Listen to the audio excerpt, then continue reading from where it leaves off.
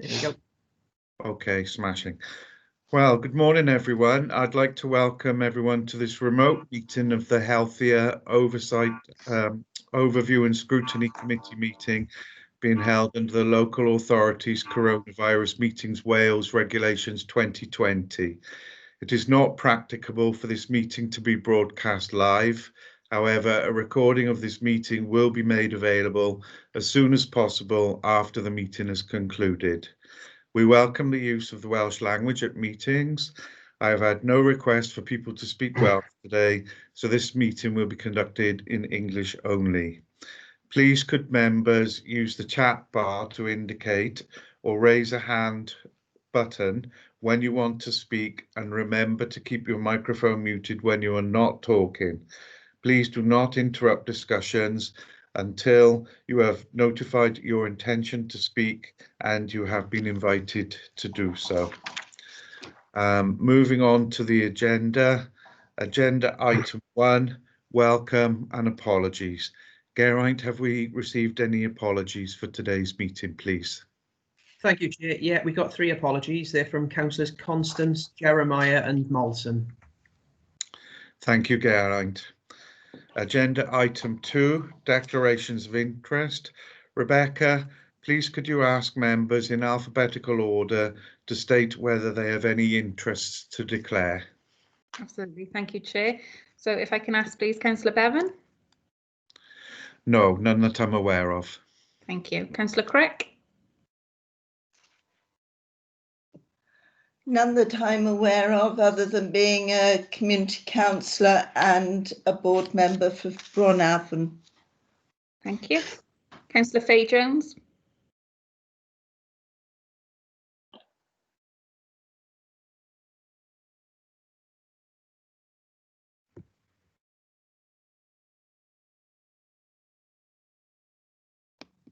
No declarations? No, thank you. Councillor Janet Jones? None that I'm aware of. Thank you. And Councillor Seaborn? No, I have no declarations of interest. Thank you. Thank you, members, and thank you, Rebecca. Agenda item 3 refers to the minutes from the meeting that was held back on the 5th of March 2020. I know that seems like some time ago now, but Rebecca, please could you ask the members in alphabetical order to state whether that they agree that the minutes are a true and accurate record of that meeting. Thank you. Yes, thank you, Chair. So if I go through the list again then, Councillor Bevan, please. Yes, agreed. Thank you. Councillor Crick? Agreed. Chair, can I ask, are you going to ask about matters arising? Yes, I'll come on to that as the next item. Thank you, Chair. Okay, thank you. Councillor Fay-Jones? Do you want to indicate agreed or yes? Thank you. Councillor Janet Jones? Agreed. Thank you. And Councillor Seaborn? I was not present, so I can't agree the minutes. Thank you. Thank you, Rebecca, and thank you, members. Agenda item 4 is the action sheet. Rebecca, could you go through the action sheet, please, and see if there are any questions? Thank you. Thank you, Chair. So I have nothing further to add other than what is already included in the action sheet, unless members have any questions or any further information they'd like me to seek from officers following the meeting. Veronica, you indicated earlier that you had something that you wanted to raise. Yes, it was just to say, if you look at the action sheet, it partly refers to it about the launch of the report on loneliness. And what really the outcomes of that would be, and obviously because of COVID they have been delayed. Thank you, Councillor Crick. I will seek an update from Jill on that for you. Thank you. Thank you. Any other members have any points they wish to raise on update on actions? No? Okay, in that case, then I'll go on to the next agenda item. Agenda item 5.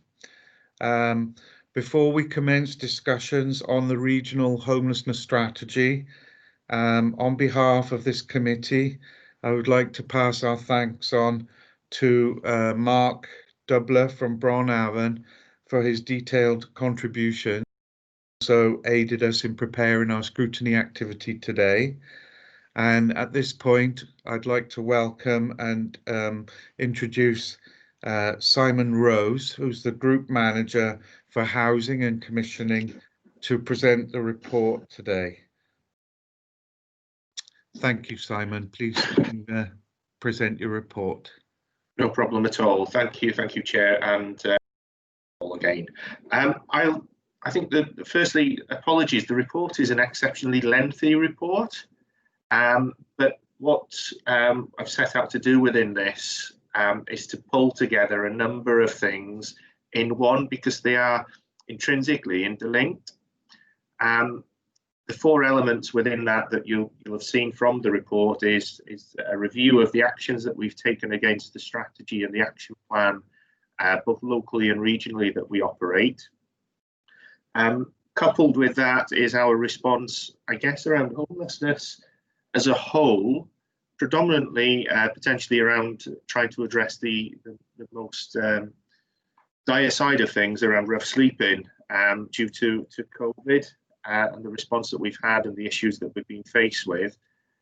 And then an overview of an action plan, a further plan that was written on the back of guidance from Welsh Government, which sets out how we're going to respond to the challenges that we've seen, the challenges that we're going to be faced with, and how we then are aiming to reshape services to meet those challenges in Torfaen.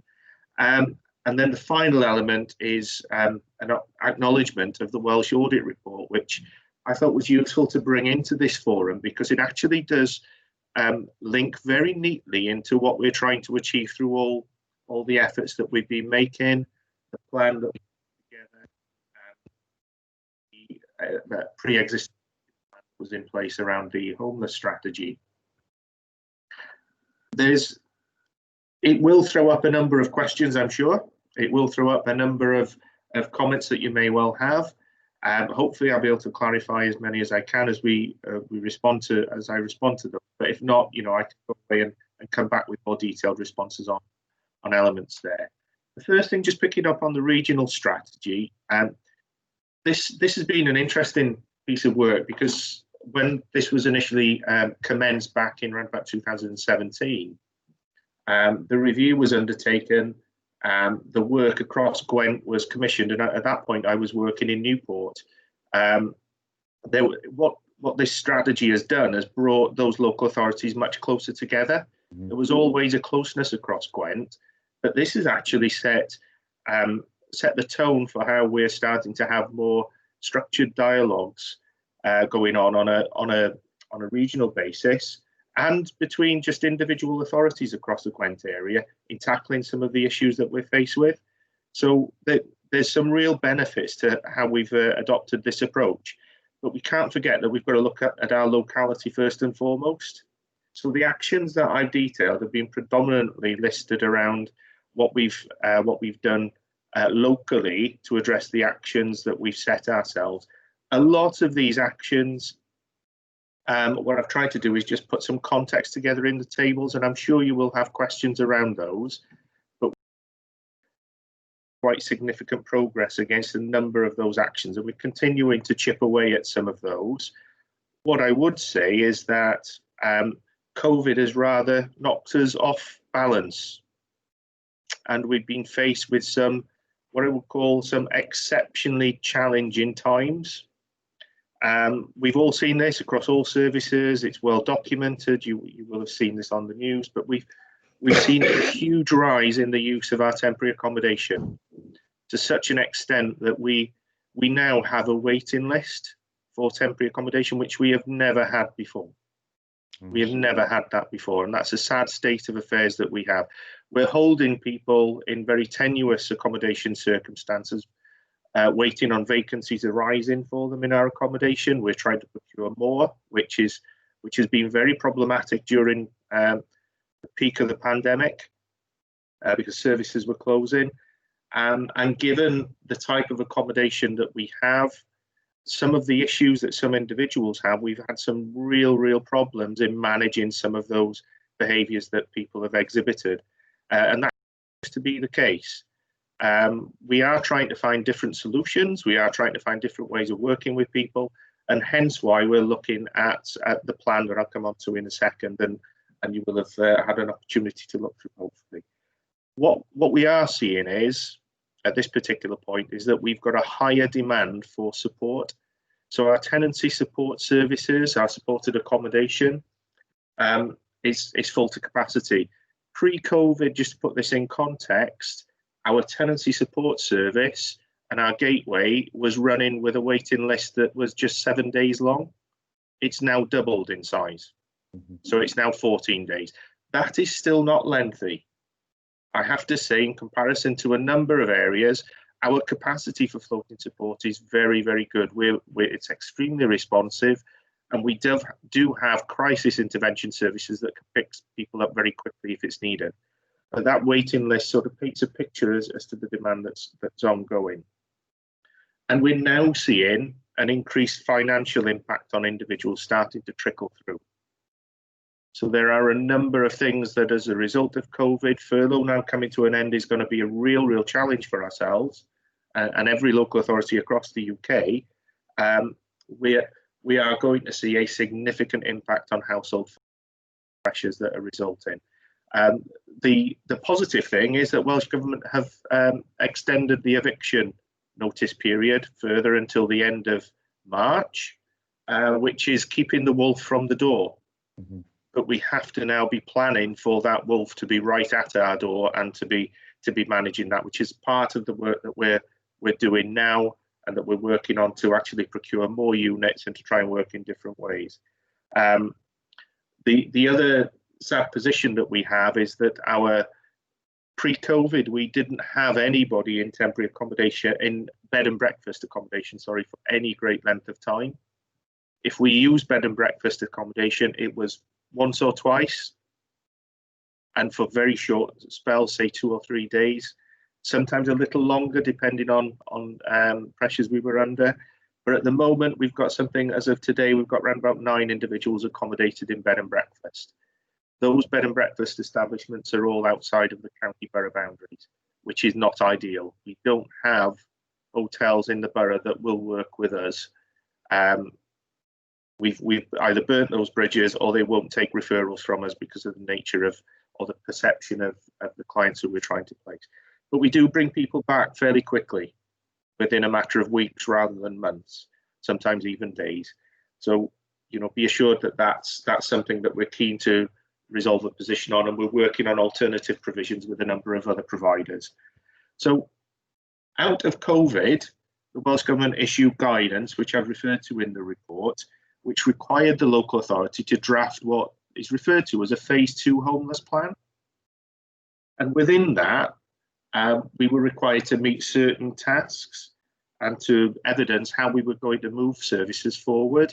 And this was supplemented by some funding that was made available, some capital and revenue funding available from Welsh Government to tackle the issues that we were facing and how we reshape services.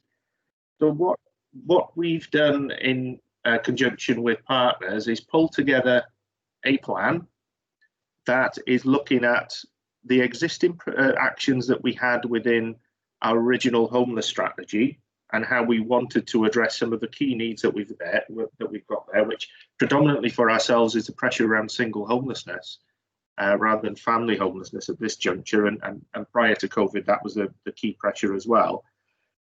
We wanted to have some vision. We wanted to have some mechanic for how we address rough sleeping and instances of rough sleeping and where individuals were at risk of being made homeless and could potentially be left on the street in a multidisciplinary approach. So within the action plan, you'll see reference to changes at Hales House in terms of making that into a triage centre for accommodation and support, and to significantly increase the semi-supported and supported accommodation provision that we have in the borough by about 24 to 28 units of accommodation. Now, that would potentially satisfy the need that we have at this particular juncture, and additional need that we plan going forward. It would also provide us with a wider range of options. So one of the concepts here is, rather than to be looking at a night shelter provision, which we commissioned last year with Cornerstone, and a church in, I forget which area it was, I think it may have been the Thornhill area. There was a church commission to deliver a night shelter. That was never triggered because of the volume of demand that we had for it was not sufficient in terms of placing people safely. Our concept here is, within the accommodation we're procuring, is to have more emergency pop-up bedrooms within the accommodation that we source, so that individuals can be taken off the street on an emergency basis and then found accommodation within a matter of days beyond that, because we'll have that greater provision that's there. All this is really gearing up to a whole system change approach. So revision of policies around our home seeker scheme, revision of our move-on processes, the adoption of what is referred to, and I really don't like the phrase rapid rehousing. It sends the wrong connotations, but I want of using anything else, a rapid rehousing. I really need a name for it that satisfies my own preferences, to actually get people moved through systems very quickly, where there's a need to, and to get them in the right accommodation with the right support at the right time. What we haven't got at this juncture is the ability to do that because of a lack of resources, but this approach will change that. That will give us much more capacity in terms of accommodation and support. And the final thing, just as a link back, is the Audit Office report, which supports, really, the undertone of this supports the direction we're going in, to look at how services in a more holistic approach. And I think that, you know, we've already got some real good examples of this with our Torfaen Young Person Support Service tips, where we've got multidisciplinary teams sat within one unit that's used, where people can get access to health, mental health support, housing support, financial support, whole range of things. So the role in which we're moving things out is to almost model what is delivered in tips.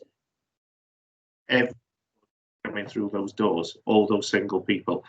What I would say is that within the audit report, whilst that is focusing on rough sleeping and single people, we haven't forgot about families. We certainly haven't forgot about families. At the moment, we haven't put any families in bed and breakfast accommodation for quite some time. We have enough accommodation to cope with the existing demand, but we are looking to procure more units onto our private sector leasing scheme to cope with that demand that we're likely to see in the future. So that's the plan we've got going forward when we see the pressures resulting as evictions ramping up from private rented sector that have been delayed. So in short, hopefully that's given you a very quick flavour of the report, and I'd open back and hand back to you, Chair, in terms of any clarification points or any questions that members may have.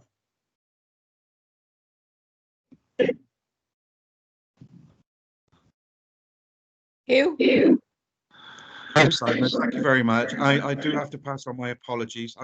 I did miss some of that. Unfortunately, my laptop crashed and I had to reboot it. So I do apologise, but we have all had advance sight of the report before the meeting, and did hold a pre-meeting meeting as well.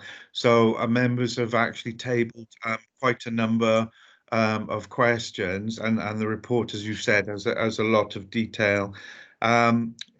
We've got quite a number of them, so I will ask members of the committee to try and keep any supplementary questions that they might have fairly short, and only ask them if necessary for further clarification. Could Councillor Seaborn please to take question number 1 for Simon? Yeah, thank you, Chair. Can I just welcome the report and welcome the comments that Simon has just given us. One thing's popped up while you were speaking. There is Teigwyn residential nursing home about to be vacant in Fairwater. I wonder whether or not that had come across your desk. and there's some bedrooms there. So just as a thought, and I'll carry on to my question. And it's pleasing to hear that you're modelling a policy of tips where I was right at the beginning and you were, I think, as well, Simon, a long time ago. So my first question is, Welsh Government, and you've touched on this somewhat, have provided additional resources to assist with immediate need. Were these resources sufficient to deal with the immediate need? And is there an indication that more resources will be needed going forward? Okay, the initial resources that Welsh Government provided on what they refer to as phase 1 were in response to when COVID broke, and the guidance to local authorities that we had to accommodate all individuals who were faced with being homeless and on the street. So there were additional resources, about £10 million across Wales. That pot still remains in place, and we still use some of that funding for fronting in terms of procuring accommodation. So we've booked some units of accommodation, so we have things that we can put people into very quickly.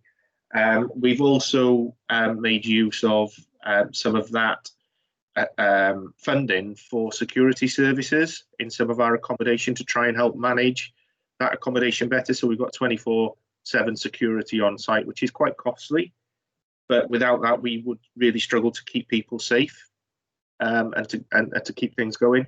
Is it enough? Given the pandemic and the position we're currently in, that pot I think will run out shortly.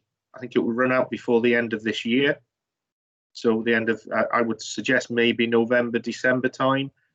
Will Welsh Government put more in? We don't know yet. They're questions that we are asking. Should they put more in? Yes, they should, because we won't be able to sustain the level of management that's needed, given the resources we've got, without it having a significant financial burden on the authority.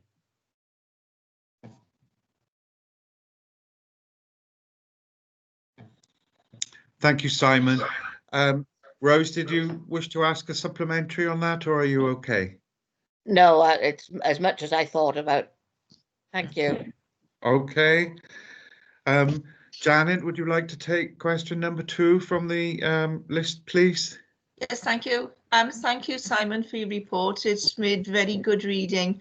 My question is, progress in some instances has been slower than expected or anticipated. What are the reasons for the slow progress in some instances? Okay, in some of the instances, some of this has relied on all the Gwent authorities providing some of the benchmarking information, for example. So as you can imagine, different authorities have got different pressures at different times, and getting that information together in some uniform format has been quite problematic. So that has delayed things. I think the other delay that's happened has been some of the staffing changes that we've seen within housing, where there was a restructure, as you're probably well aware of, within housing services here. Hence why I'm back in the fold, so to speak. So that has delayed certain things. Added to that, there have been competing pressures throughout the period in which we've been undertaking some of this work. So sometimes when things come left field, it gets us pulled away from some of the strategic work that's important, because the operational pressure has to take priority. And we have had some particularly spiky times, certainly within the last, not within the last 6 months aside, but prior to that, there were some particularly difficult cases that we had to deal with in difficult instances, and numbers at certain points reached quite a high level. It's one of the things that I think that whenever you're looking at an action plan and a strategy such as this, it is such a monumentally huge beast to manage and maneuver that it requires a lot of coordination. It also requires a lot of agencies to play their part, and sometimes some of those agencies are slow to come forward. Getting them to engage is always a problem, and that is another factor in how we've probably been delayed in some of the actions in there. But you know, we have completed quite a significant number, and have a number of things that are what I would call slow burners at this point. But overarching this, the phase 2 plan now has taken over the priority because of the situation that we're left in around COVID. This is taking up our time, but it does cover a significant part of the main action plan that we have linked to the Gwent Homeless strategy in any case. Thank you, Chair. Janet, did you wish to ask a supplementary on that? Just to ask Simon if he feels that there is any signs of improvement in it, in the progress? In the progress, in terms of the actions, yes, because we're now heavily focused on a lot of those points around the homeless plan that we're working through now, the phase 2 homeless plan, and that has given us the momentum on some of those areas that would have taken a lot longer, for example. So the restructuring of our services for single people, without the response through COVID and the guidance from Welsh Government and some of the capital funding that we've secured, it would have been much harder to do some of those actions. The capital funding will give us opportunities to develop some initiatives that would have taken us a lot longer. So it will accelerate certain elements. It will bring certain things forward that would have been probably pushed back a little bit longer. And from my perspective, it gives us an opportunity to fundamentally change, a fundamental change programme to tackling single homelessness in the borough, which is probably the largest area of concern, I would say. Thank you, Simon. Thank you, Chair. Thank you, Janet. I noticed that, Faye, you've got your hand up. You wish to come in on this particular point. Yes, please. I just wanted to ask, do you have a designated person, or would there now be monies for one, who could work between the different counties and interagency to collect that information and to keep on top of it, so that perhaps that lag that you get where things weren't working out properly would be that one person's responsibility, and that might solve that problem? Thank you. Yeah, it's a very good point, and I'm sure you may well be aware that at the very outset of the work around the homeless strategy, that we employed a temporary member of staff to come in to conduct the review, and it was quite a significant document. There's something like 65,000 words. There was a heck of a lot of research that went in there. That post resources that Welsh Government provided us with, but unfortunately there was no funding to continue that post going forward. It would be really helpful if there could be a post that would deliver that coordination of that work across the region and work with each local authority individually as well on those localised action plans. But given resources, it is probably a luxury that we probably can't afford at this time.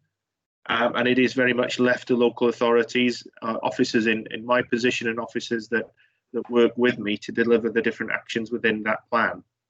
I think that when we come to having to review the strategy and we have to conduct another review in another couple of years' time, we may well have to look at a default position to get somebody back in to do that piece of work. Because that is a huge piece of work, and one that I don't think we have capacity at this particular point in time in any of the local authorities to do it, not just solely, but even collectively. So it would be fantastic if we could have somebody to coordinate, but I think resources dictate that that's not something that's practicable really at this point. Thank you, Faye. Yeah, Thank could I you, just come Simon. back very quickly? Sorry. Could I just say that couldn't be paid for by several local authorities? That's perhaps impossible, is it? I think when we had the initial discussions around funding this, local authorities used resources that were given from Welsh Government, which we referred to our homeless prevention grant spend. We committed, I think the figure that we put in was something like £7,000 each, and that covered a range of things. It covered the staffing, but also some associated costs with some of the consultation exercises that went on, some of the printing of the documents, etc., and design that we had to go through. It is possible to do it. it is something that has been considered, but I think collectively the appetite wasn't there from some local authorities to put in resources when we were discussing about sustaining that going forward. Whether we do that again, I think that's something that we can open up a debate on, and I can certainly open those discussions again with other Gwent colleagues, but I do feel that one or two of the authorities would be reluctant to potentially look at funding because of the position they're in. Thank you. Thank you, Faye. That leads me nicely into the next question that we have for you, Simon. You mentioned that there's been additional monies made available from Welsh Government as a result of the coronavirus pandemic. But what I wanted to go back to was in the report under the section increased prevention work to obtain successful outcomes. It actually mentions that the affordable housing delivery continues to be maintained each year with a social housing grant, which has been fully utilised each year. But one thing that jumped out at me when I read the report was that this had actually been significantly reduced. Figures for 2018 to 19 was a total of 8.45, which was spent in Torfaen, and 2019 and 20, that figure had actually reduced significantly to a level of 4.621 million. Why was the 2019-2020 figure so much lower than the 18-19 figure? Yeah, I can answer that. It's fairly straightforward, Councillor, to be perfectly honest, because the figure in 18-19, there was some additional social housing grant funding made available at that point, which we were successful in applying for, and that was sourced in addition to the general allocation that we received. So our general allocation is around the 4 million mark. It is at that level for this year. It's at 4.6 million. And that's what we have going forward. What we did have is a number of other things that came in that we were able to pull schemes off the shelf, so to speak, that were able to be committed because that funding was available. So we drew that down. And we still have that. If there are additional funding resources available, such as through ICF or the Innovative Housing Project, we're able to pull certain things off and try and make them best fit with schemes that are there. At the moment, we're in discussions with the Cardiff Capital Region about some funding that they've got available for bringing forward what are deemed to be, again, for want of a better phrase, problematic sites. So we're discussing with them around submitting a bid for additional resources to come in. So we're always there, chomping at the bit, trying to get different things through. The problem that we do have in Torfaen, that I would have to stress, is the land availability. We have very little land available to develop on. We are trying desperately to think of innovative ways as to how we can go forward different schemes, bring forward different sites. We're looking at how we bring empty properties back into use. We're looking at development options of accommodation that's been left empty for a while that could be, say, for example, office accommodation is a prime example at the moment. So we are in some discussions with one of our RSL partners around an office block that has been empty for some time, and we're potentially looking to use some funding with them and their capital borrowing that they can access to bring that unit into use, to bring some much needed accommodation back to the area. So we've got those ideas on the shelf, and we do know what sites are available. So we've got a lot of this all wrapped up and ready to go. It's just having the resources available, which is always the problem. Okay, thank you, Simon. That's encouraging news to hear that. We're looking at repurposing office blocks. Thank you very much for that comprehensive answer. I was concerned because it looked like a significant drop, but in fact, what it was a significant spike for that particular year in terms of being successful in accessing additional grant funding. Thank you, Simon. Could I ask Janet, please, to take the next question? Simon, Shelter Cymru's Take Notice project has been placed on hold due to the current pandemic. Can you give us an update of when this is likely to restart, please? Okay, I'm not sure how much you know about Take Notice. First of all, Take Notice are a group of former service users, so they were formerly homeless, and they work with Shelter Cymru, and they're based across the whole of Wales. So the staff or the individuals who volunteer and give up their time can be located in North Wales, West Wales, Central Wales, wherever. They could be anywhere. There's a group of around 12 individuals, and I've done pieces of work with them myself in the past. They are an exceptionally motivated and dedicated group of people. The difficulty we've got is they do have a number of vulnerabilities. So their ability to get out and do the work in the manner that they need to is restricted. The manner of this work is much more about that personal interface. So until, I think this will be delayed until we've got the restrictions lifted through COVID for that very reason. The impact of the work, if we did it remotely such as this, would be significantly watered down. We wouldn't get the level of interaction because the work is very much around individuals picking people up at the point at which they access services and following them through. So it is about developing a relationship with the people who are coming into our services and sort of tracking them through and learning from their experience. So we can get that. It's very much a personal approach that's needed. Thank you, Simon. Are you okay, Janet, with that? Did Yes, you want to ask a fine. supplementary? No, Okay. I've answered in full. Thank you. Thank you, Janet. Next question then, please.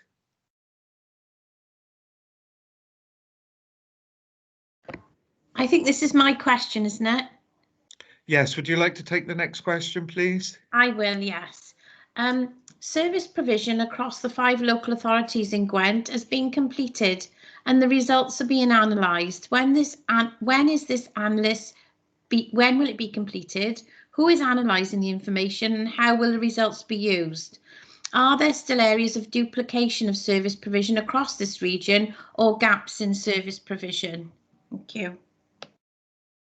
Yeah, this is a piece of work that has been put on hold, but we have a steering group that meets every quarter still. We do that virtually, and we're pulling the threads together now and just looking at what we do have and what changes have been made due to COVID as well, because there's been some structural changes in some authorities. What we're looking to do is to try and pull this together by the end of April, and then be able to analyse where we've got all that overlap and where we've got the opportunities to look at maybe co-funded schemes, co-funded initiatives, and overlap some of the work that's there. What I would say is that the services that we offer can be quite unique in different areas. So there are some very, very unique services that are available in some local authority areas. For example, in Newport, you've got some very specific services around refugees and asylum seekers. You've got other services that are very predominantly focused around the offender population. So there's a lot more support there. Having said that, there are things that we do jointly commission. So there are services that we have that run across a number of local authority areas. But like anything, I think we've got one service, for example, that is called PrEP. It's to work with prisoners on release, and that's funded through our housing support grant function, but only in 3 of the local authority areas. The other 2 have gone on a different model. So trying to get some uniformity across areas is often quite difficult. Having said that, you know, we're very keen to look at some uniformity of practice in terms of how we tackle homelessness. So some of our actions that we take in terms of trying to prevent homelessness, the funds that we use, our prevention funds that we use to stop people losing their home. There are different levels in each area. There are different processes in each area. We're keen to try and develop those so that they are very simple, easy to follow, and it could reap some rewards in terms of generating some financial savings and staff time savings. So that is all in the mix as well. The other thing we're keen to do is to look at our temporary accommodation portfolios that we have and be able to actually develop things so that we can, for example, have a variable range of accommodation, so that if we're faced with a situation where we've got a family who's got, say, a disabled child, or the adult member of the household has got a disability, that we've got accommodation that we can pretty much access fairly swiftly. But it's all predicated on having the right type of accommodation and modelling that. That's a piece of work that we're going through again now to look at what accommodation we have.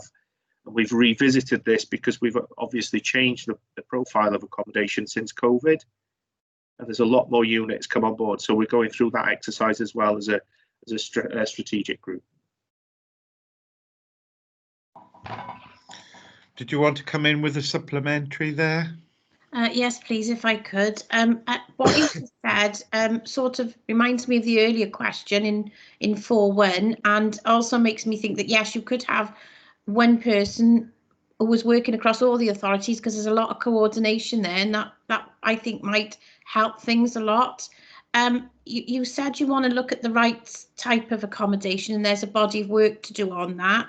Is that actually planned into your agenda, and have you got a time scale for that?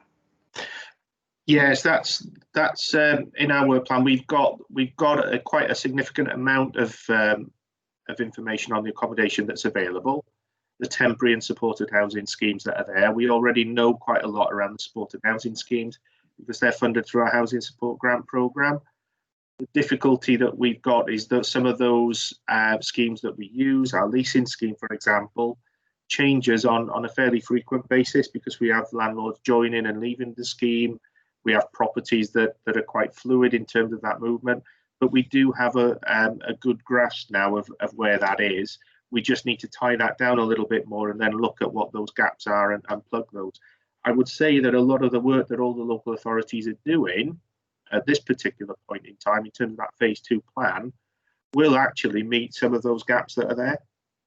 So collectively, by doing these plans separately and working on different projects, we are going to fill quite a lot of gaps across Gwent. Added to this, there's a lot of added value with other services that are now being recommissioned over the next year or so, in line with what we're recommissioning as well. Services such as substance misuse services are being recommissioned, and there's ongoing discussions that we're having with those commissioners of those services as to how they link in with our phase 2 plans and the gaps that we're seeing. So there's a lot going on behind the scenes with a host of agencies now that I think previously was a little bit more difficult to have those discussions with pre-COVID for whatever reason. Now there's a distinct movement that is picking up that pace. So I'd expect to see something coming back early next year on that element, particularly around temporary accommodation. Thank you, Faye. And thank you for the comprehensive response, Simon, as well. Veronica, would you like to take the next question, please? Thank you, Chair. Simon, much of what you've said links into what I'm going to ask now, and that's, given the number of different agencies that there are, and the fact that very often they operate differently in different areas, do we actually have a map of partner agencies and where they operate within the Gwent region, and just how they tie in with us locally and how they might tie in with us in the future, given what you've just been saying? We have an understanding. Whether we have a map of sorts that we can just plot that out and what's delivered, possibly not in its entirety. We do have a clear understanding of what's available in our borough and what's out there. We have quite extensive information on Torvine Homes, on Home Seeker through our enhanced housing options guide, and through the resources that are available across the borough. In terms of what other authorities have, we don't have a clear understanding of what the whole services that are available. in terms of the range from that low-level support, that, if you like, those voluntary groups that are operating, that we have in the Torfaen area. Other areas won't necessarily know about, say, Track 2, for example, or the different hubs that are there, the different works that are there. Likewise, we wouldn't necessarily know some of the voluntary groups that are available in, say, Blaenau Gwent. That's something that we need to probably build a bigger picture on, to look at the opportunities, but we have to respect that within each of those areas, they have a service as well to serve those communities.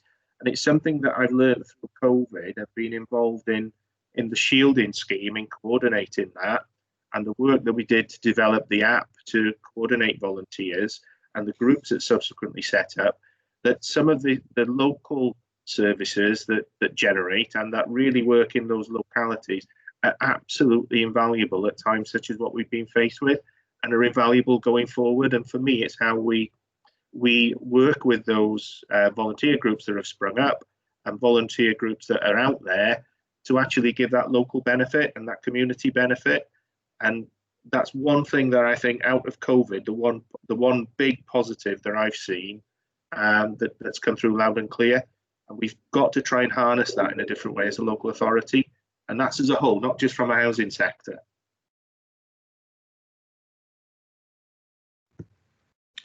Thank you, Simon. Veronica, did you have a supplementary on that?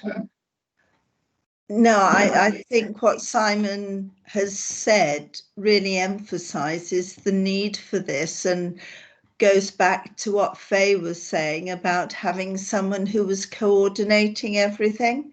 Because for us as members, it's often quite hard to know who to go to. Yeah.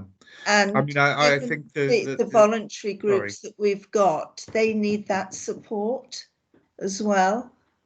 Yeah. Just want to come in on the point you made, Simon. I think we've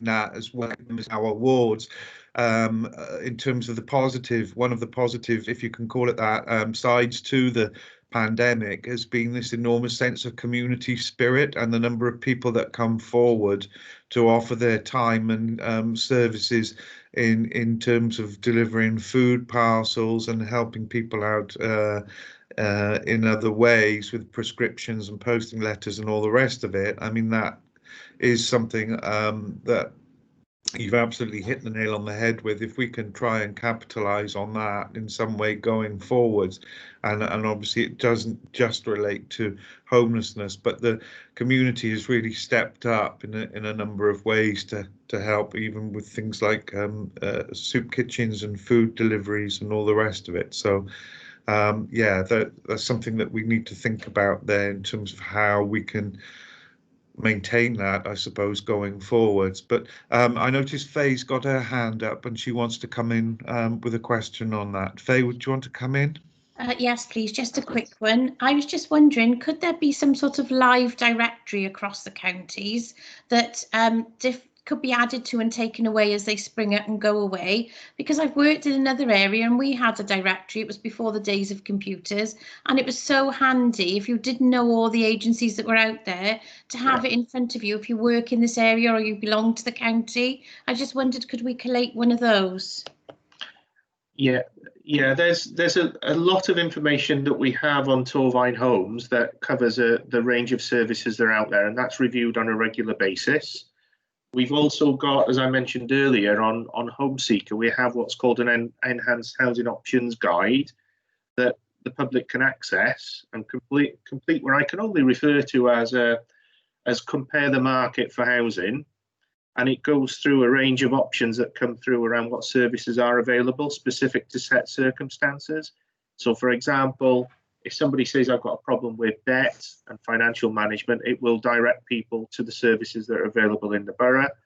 If somebody mentions that they're looking for employment and training advice, it will provide information around that. And it also links to job feeds in terms of what jobs are locally available within, say, certain radius of the locality they're in.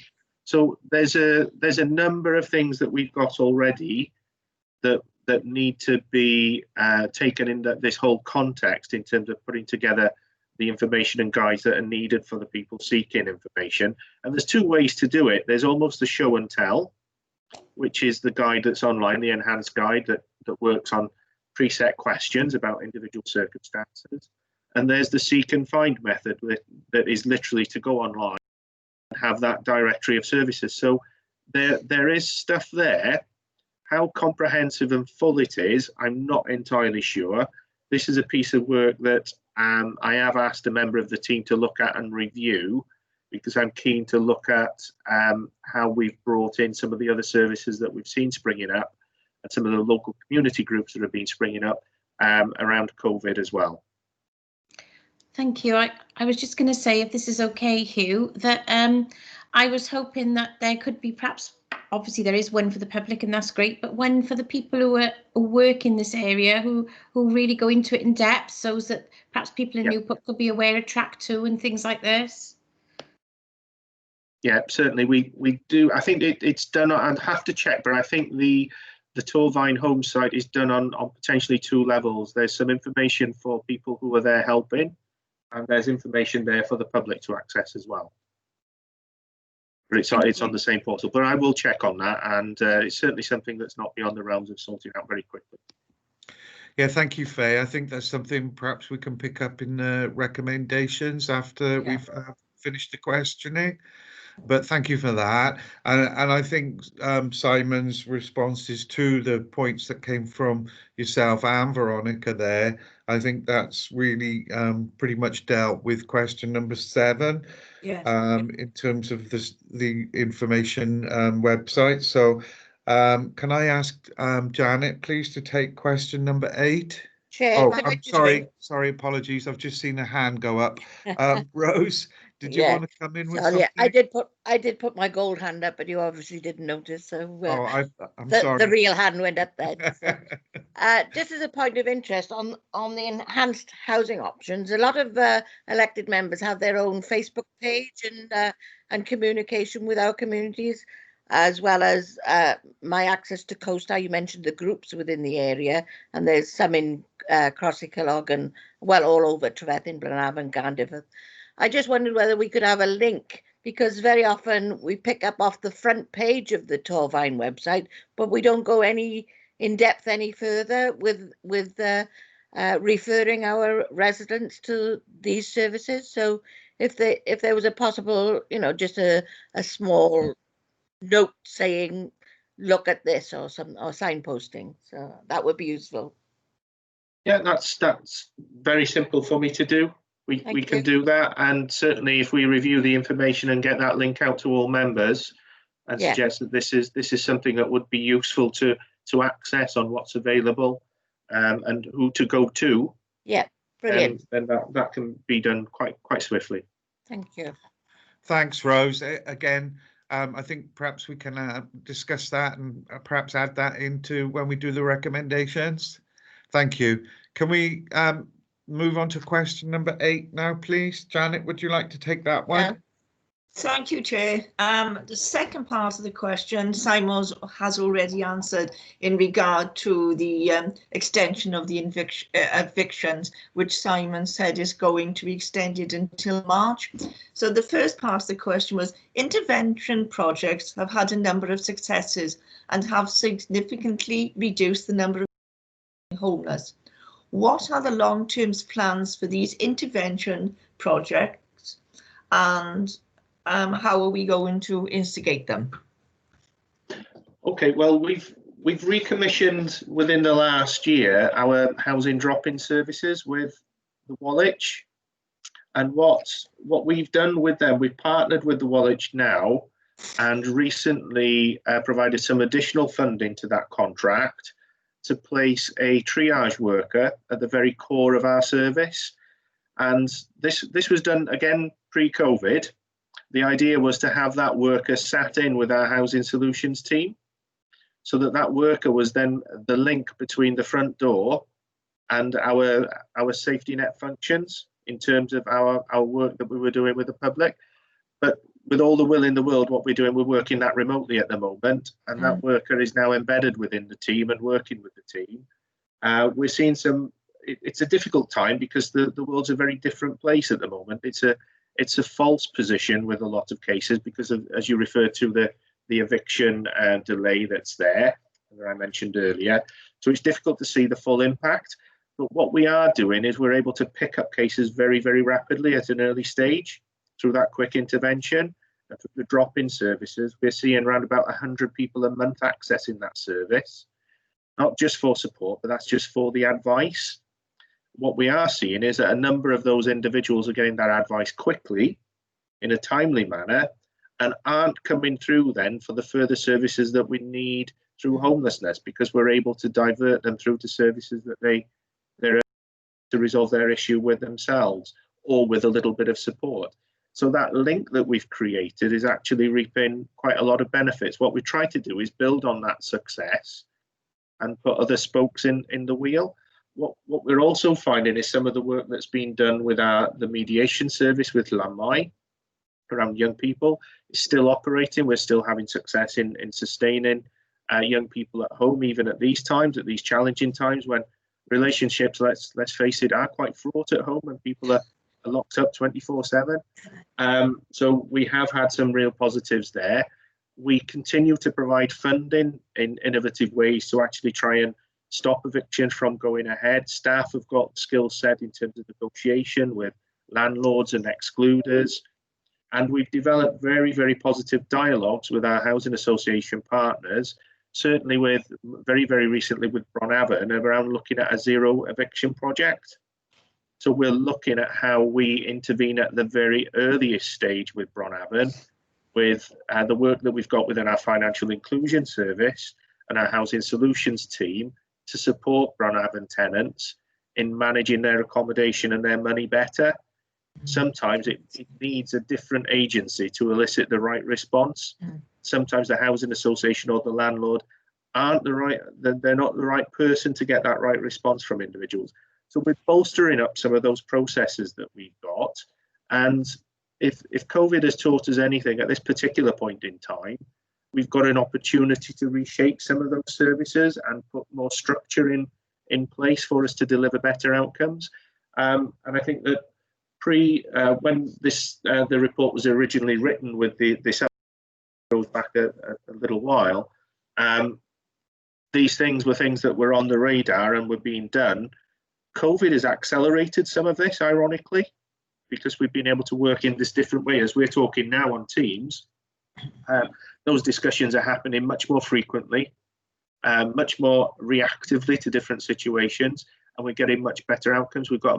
I feel we've got a significantly improved relationship with housing association partners and certain agencies because of the situation we've been in, and that it's forced us to pull together, it's forced us to work in a different way. So ironically, again, COVID has brought some great opportunities to the fore. And I think the public as well, have accepted that there are limits to what can be done and achieved. And that dialogue is much easier in some respects. So hopefully that covers what you were asking to a degree. Yes, it did, Simon. Can I just ask one other question? Are you having any referrals coming from GP surgeries, GP practice managers? Because obviously they're on the ground floor with people having issues which could be related to being, housing issues and problems. So are you having discussions with local GP practices? There are conversations that are happening with GP practices. But in terms of referrals from them for where people have got a housing issue, I don't think we have any, or very few. It's very, very rare. Right. Okay. Thank you. Yeah, the information we referenced earlier that we were talking about, we're trying to push that information out as well to different professions. But like anything, everybody's got an agenda, so it's very, very difficult to get that clear. Thank you, Janet. Thank you, Simon. Simon, take the next question, please. It's concerning reviewing levels of disengagement. Is disengagement a significant issue? It is a problem. I wouldn't say it's a significant issue in the bigger scheme of things, because more often than not, the disengagement comes because an individual's found their own solution and they just don't want to talk to us anymore. Okay. Yeah. And trying to track them down, you know, it's like sometimes like searching for a needle in a haystack. Right. It is a concern for the who are flitting from accommodation to accommodation, so sofa surfing, and where they're not really communicating with us on a regular basis and only will see us when they hit that crisis point. Yeah. So it's sometimes about trying to change that dialogue. What we've used in some of our correspondence and the way in which we approach cases now is a form of behavioural economics that we've looked at, and we've adopted that in terms of how we work with people, the type of questions we're asking, the type of wording we use in correspondence. We've tried to soften some of the initial correspondence from being too legalistic to being a little bit more personable. However, there are certain decisions that have to be issued to individuals that have to be written in a very legal form, but we try to soften elements of that letter and those letters that go out in terms of those behavioural economic principles that we've incorporated within that. So we are seeing a slight change in that behaviour, but this is a problem that every local authorities, not just across Wales, but across the UK, will be faced with, is people will inherently lurch from crisis to crisis. It's how you get underneath the skin of that and try and change that behaviour. And that's something we're trying to do. The other thing that we've done to try and help with case management is we've procured a new case management system for our Housing Solutions casework. Mm-hmm. We're using the same IT provider. And when you mentioned about authorities talking to each other and developing the same, we've managed to, and Torfaen led on this, managed to get all local authorities using, or seven local authorities, sorry, including Torfaen within that, using the same application form for homeless assistance on the same platform, using the same principles, and using the same questioning that's within that. It was a monumental task, let me tell you. It's probably one of the hardest things I've done in a long time in terms of trying to get local authorities to agree on just some very basic questions that go into a form. What we've done within this is try to increase the engagement. So the personal action plans that we pull together for individuals who are seeking our help can now be seen online. So when people are going into Home Seeker and applying, within the main body of that, they will see the actions that we've jointly agreed to undertake. So the actions that the officer will undertake and the actions that the individual is to undertake. And they can see the feedback on that in terms of what's been done. So there's a virtual dialogue going on. That doesn't mean that we don't have those discussions. And for those individuals who don't have the IT and the connection, we produce personal written plans that are written in a slightly different way, again, using the principles of behavioural economics within them to make sure that we've got very clear messages going out. And the casework system is structured in such a way that it makes it easier for caseworkers to manage.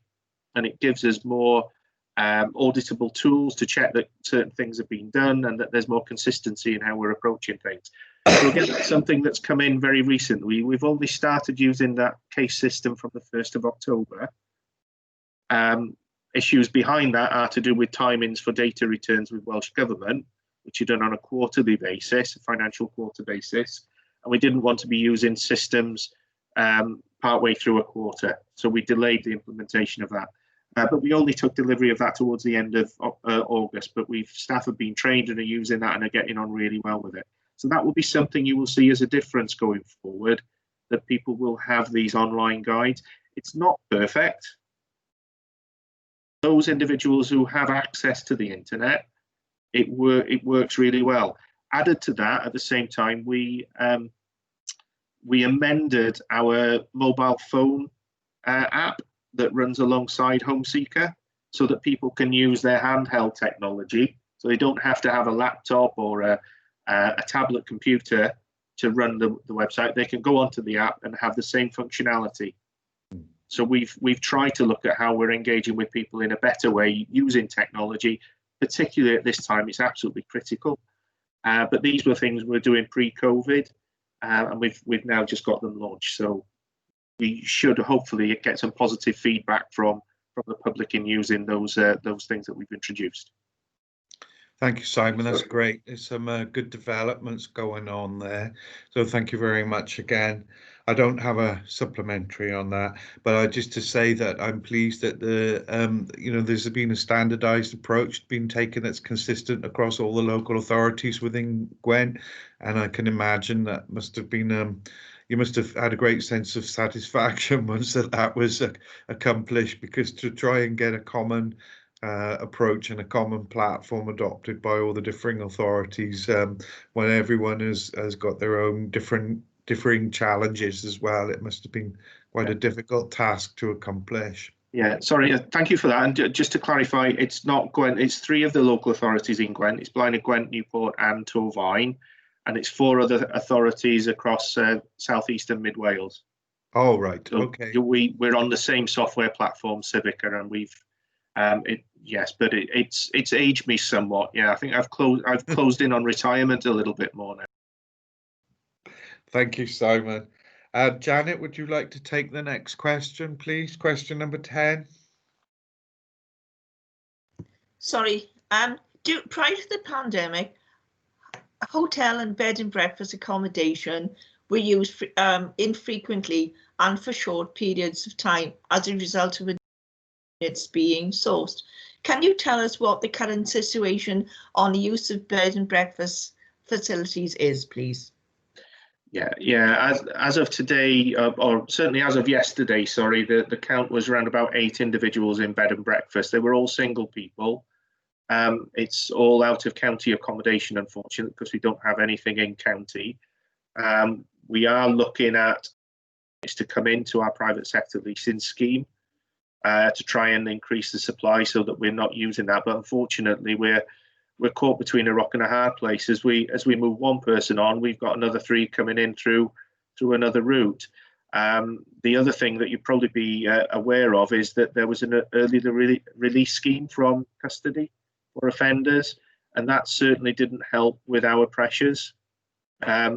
We were quite lucky in Torfaen that the number of individuals that came through that route were very low.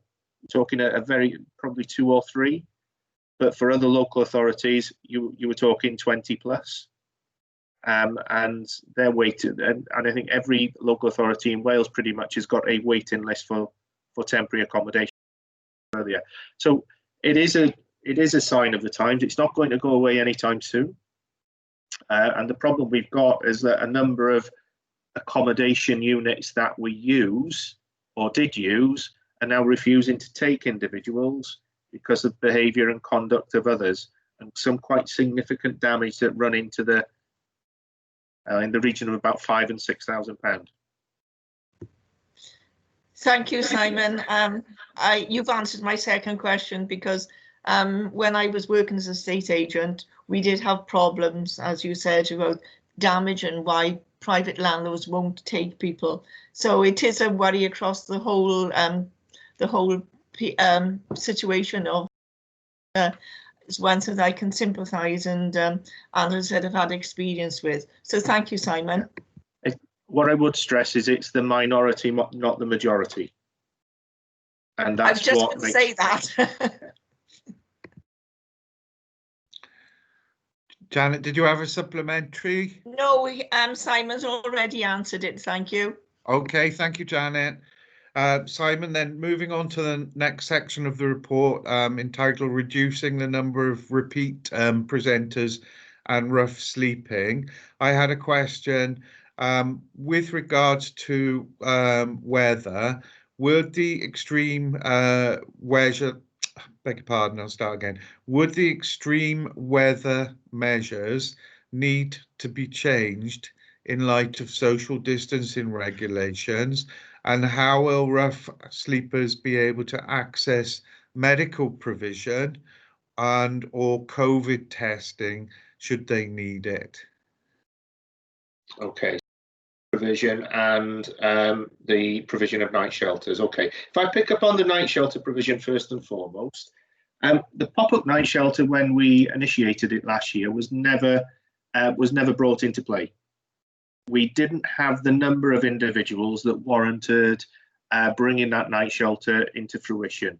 When I say that, it wasn't that there weren't individuals who were out sleeping rough. It was that individuals weren't engaging and were unwilling to come into that night shelter. What we did for those individuals who were willing to engage, we sourced them emergency accommodation. So we sourced them alternative provision that was there. So if they did engage, we moved them. Now, Welsh Government in recent meetings that we've had have indicated that they are not supportive of the use of night shelter accommodation across Wales.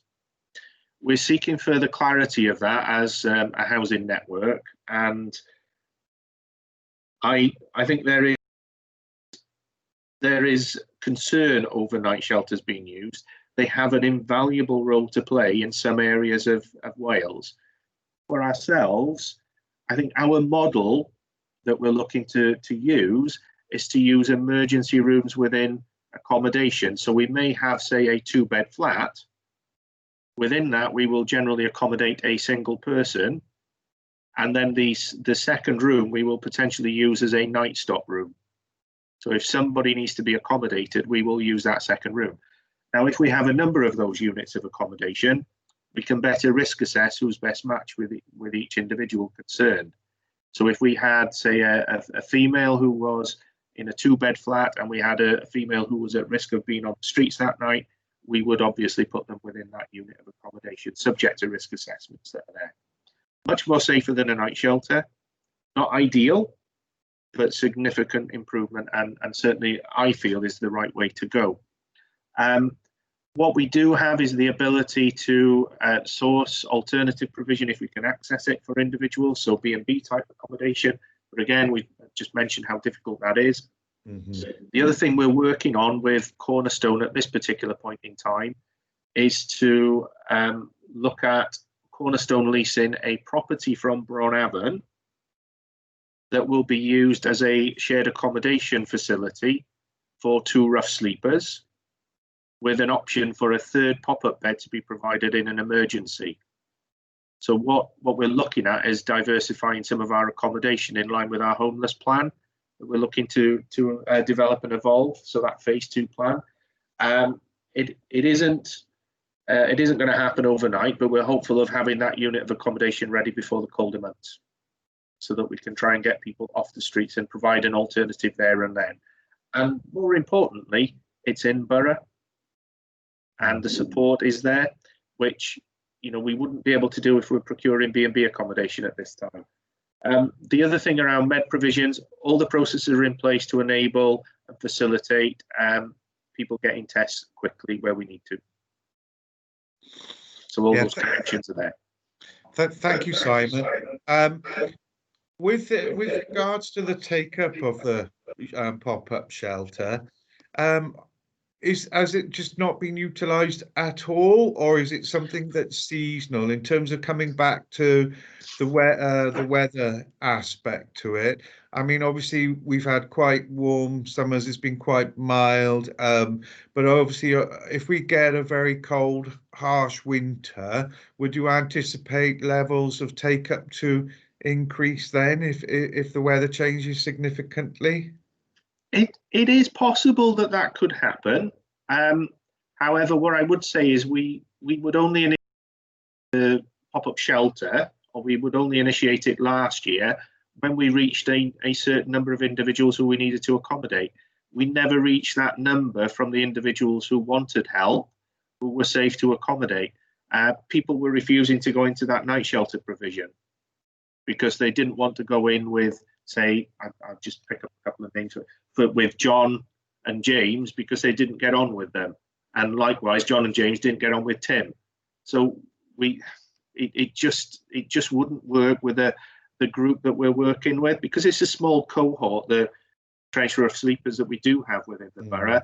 They all know each other. They all one minute get along, the next minute they're not getting along, and it's not it's not a group that you would want to mix. So the model that we're proposing to use in line with the plan is to have those floating beds that can be moved about different properties and have emergency beds within, say, Hales House, for example, which we do have provision, and one of the other schemes.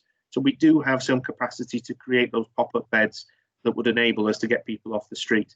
Worst case scenario, if we had a really horrific period of weather, we would have to initiate the night shelter potentially. From my view, Welsh Government, I think in terms of their rationale for saying that night shelters are not COVID safe, yes, you can accept that. What is much better, a provision with a roof or minus 10 degrees outside? Yeah, yeah. I'd go for the roof personally and take the risk of COVID. And try and manage that as best you can. But their discussions are ongoing with Welsh Government. At this point, they're quite adamant that night shelters are not to be used. Okay, thank you, Simon. Faye, I noticed you've got your hand up. You wanted to come in with something? Yeah, on that question about temperatures, back before COVID, I had a few rough sleepers in the park in my area. And when we had a lot of rain, before the temperatures fell a lot, but the weather conditions were atrocious, I'd have people who lived opposite the park ringing me up in tears saying, can't the county do anything about that poor man? It's so wet out there, it's so windy out there. And it was really hard to move their perception on about the fact that we could only get emergency accommodation when it fell below zero. I just don't know if this is adequate.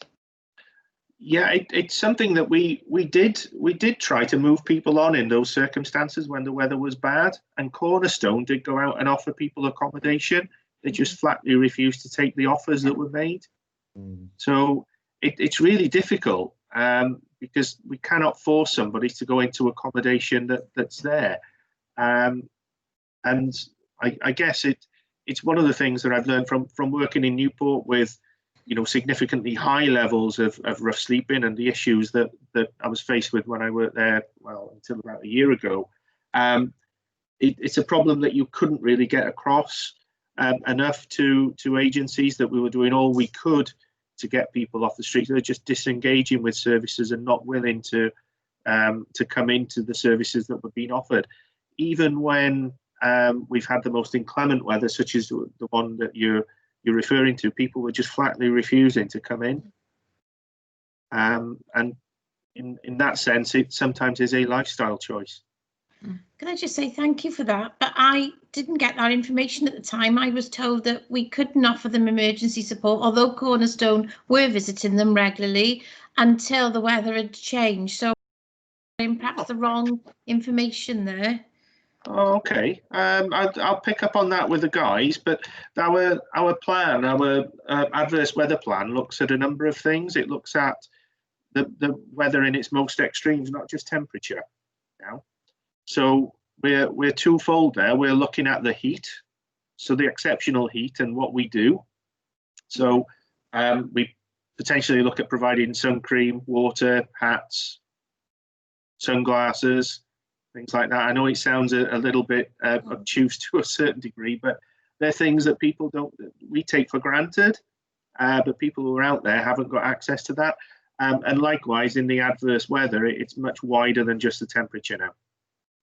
So I'll make sure that that's made very clear with the team. Thank you very much. Thank you both. We've kind of touched on this quite a bit, but we did have another question tabled concerning the property. Rose, did you want to put this question to Simon, please? It's in the same box of what we've been speaking about on page 23. The property has been identified for the use of assertive outreach team and due to open in October. Is this still on schedule? And if not, what? It's a little bit behind because of the negotiations and to and fro between solicitors around the lease with Cornerstone, but we're working with them with both Branavon and Cornerstone to resolve those issues. We're hopeful of having something ready before the cold weather kicks in. So watch this space. It should probably be up and running by the end of this month or early in October, early in November, sorry. I'm losing track of time this year. Yes. Thank you, Simon. Thank you, Rose. Simon, the next question I'll take, please, is on concerning reduction of homelessness for young people and support for their well-being.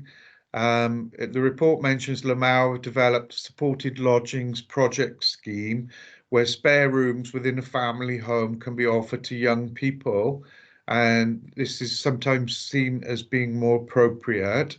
What level of demand is there for this intervention, and how will this provision be impacted by local lockdowns, COVID regulations around mixing of households? Okay, it's very unfortunate that we got funding for this scheme and that the person was recruited for the scheme. COVID hit. So it was rather put on the back burner with a lot of background work going into actually recruitment of what are referred to as hosts. In essence, I guess the critical thing for us is with COVID, it is about that, making sure that people are safe, but the young people who would be accommodated would become part of the household. Mm-hmm. So they would be like another adult child who was living in that household. Supported lodgings, when I was last in Torfaen, we had around about 9 or 10 placements, 9 or 10 individuals who were providing this service. There's no service now, other than now trying to recruit individuals through this scheme with Lamau. Lamau are going through the checks now with a number of individuals who've been identified, and there is a panel that meet, and I sit on that panel to determine whether then people come on to that scheme or not. So there's a lot of background checks that they do. A lot of this has been delayed because of COVID, because of the way that people are nervous about it. But Lamau are working through that. They've got a track record of running these schemes. They run one in Carmarthen, Bridgend, and also Newport. The demand for the scheme is there. We've certainly got young people who would benefit from going into a family environment rather than a supported housing scheme. So your typical situation or typical scenario would be a 16-year-old who's fallen out with mum and dad. They've just started going to college and they've started to get in with a new group of friends, and they're staying out a little bit later. Mum and dad aren't used to it. The relationship breaks down. It's much better to go into another family environment with a slightly different approach on two levels. One, it can still provide that structure, that home life structure and balance, and it can help then with negotiating with getting the child back home at some stage in the future. And two, it stops individuals going into supported housing schemes. Supported housing tends to have individuals who probably got 1 or 2 more additional issues than that individual would have. Yeah. So it's about having that range of support and services that are there. They are absolutely invaluable. I don't know why the numbers were reduced in Torfaen, but they were reduced in all local authority areas over a period. And there was a heavy reliance then on supported housing. I know that this was a piece of work that was initiated before I came back through TIPS. And I'm really pleased that Lamau got the funding and are in town. They've got a real good scheme there, and it links really well. And all systems are pointing to go. It's just when we're ready to press the button. I will chase up, actually, it's just reminded me, I will chase up what's happening with the scheme and referrals, because there are a number of people who will be coming through now who would fit this scheme and this criteria. And it's always a concern that we put them in the wrong accommodation at the wrong time. Thank you, Simon. Thanks very much. Faye, would you like to take the next question, please, in terms of accessing the range of support? Question 14. Yes, I would. Access. Sorry, Faye. Chair, can I just ask on the previous point regarding the looked after children, and now the scheme is when I'm ready. Have we seen a reduction in children leaving care that actually coming into the homeless situation? I would have to check on that. I'm not 100% sure as to whether there's been a reduction at all.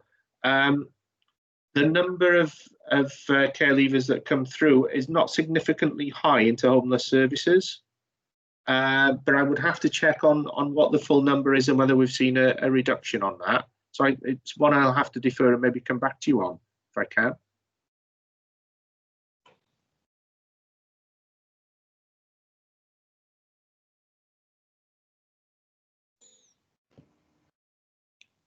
I think Rose's screen seems frozen. Frozen. I feel like we've answered maximising access to a range of support. I think we've answered question 14. Do you think we have, Hugh? Yeah, I think it was just a little bit on the pilot. I think we had quite a detailed response on some of the other project, but just wondered if we could have just a brief summation on the pilot, perhaps. Yeah, so we piloted an assertive outreach and resettlement project aimed at supporting those who are sleeping rough in Torfaen. Can you give us more detail on this project and what results did you see from the pilot? Yeah, the pilot's now come to an end, and we're in the position whereby we've recently sought to recommission the service, retender. So a tender's gone out, and we're in the process of commissioning that contract now with the successful provider. It certainly has identified that we needed to have that assertive outreach support for people who were sleeping rough. The number we saw and the issues that we uncovered and the support that people were given, not just those that were sleeping rough, but also those that were sofa surfing and maybe sleeping rough the odd night here and there. We were able to more actively engage with them and get them into key services, get them supported and get them into accommodation. And certainly, you know, I'm aware of some massive successes in terms of getting people into accommodation that previously we've struggled to do so and struggled to keep that accommodation running. So it's a scheme that for ourselves, we were able to maintain that contact with people who were sleeping rough, who were sofa surfing, and we're able to make them get them connected to key services that were out there to resolve their need and to make sure that they were getting the right benefits, the right health support, that they were registered with GPs, all the things that we potentially take for granted. So it was more that holistic approach that we were able to do. And I can't praise the staff enough in Cornerstone who were on the ground. The relationships they built with some very, very challenging individuals was phenomenal. So it's really identified that we needed to sustain this, and hence why we've now sought to recommission this on a longer term basis. So we're about to award a contract for a 5-year period with an option to extend for a further 3. And is that to Cornerstone? It's commercially sensitive at this point. I can't disclose because we've got to get approval for award of that contract based on the assessments that we've done. Of course, yeah, sorry, thank you. I think Hugh is frozen, so should I ask the next question, which is mine to ask? I was just going to ask, the current case management system is undergoing transformation. What is the timeline on this? That's the first part of the question. Mm-hmm. Yeah, is that okay to answer the first part first? Yeah, okay? I think I picked up on this earlier. The case management system is the one I referred to where we've adopted that now, so it's now live. So that's right. Now in place. Yeah, that's right. And we talked about duplication, so I won't go into that bit, but as well as partners, how do we work collaboratively with social services and education? I'm thinking of this in information, perhaps looking back at those earlier questions about when fat children, you know, are presenting as sofa surfing or need somewhere to stay or another family to go to.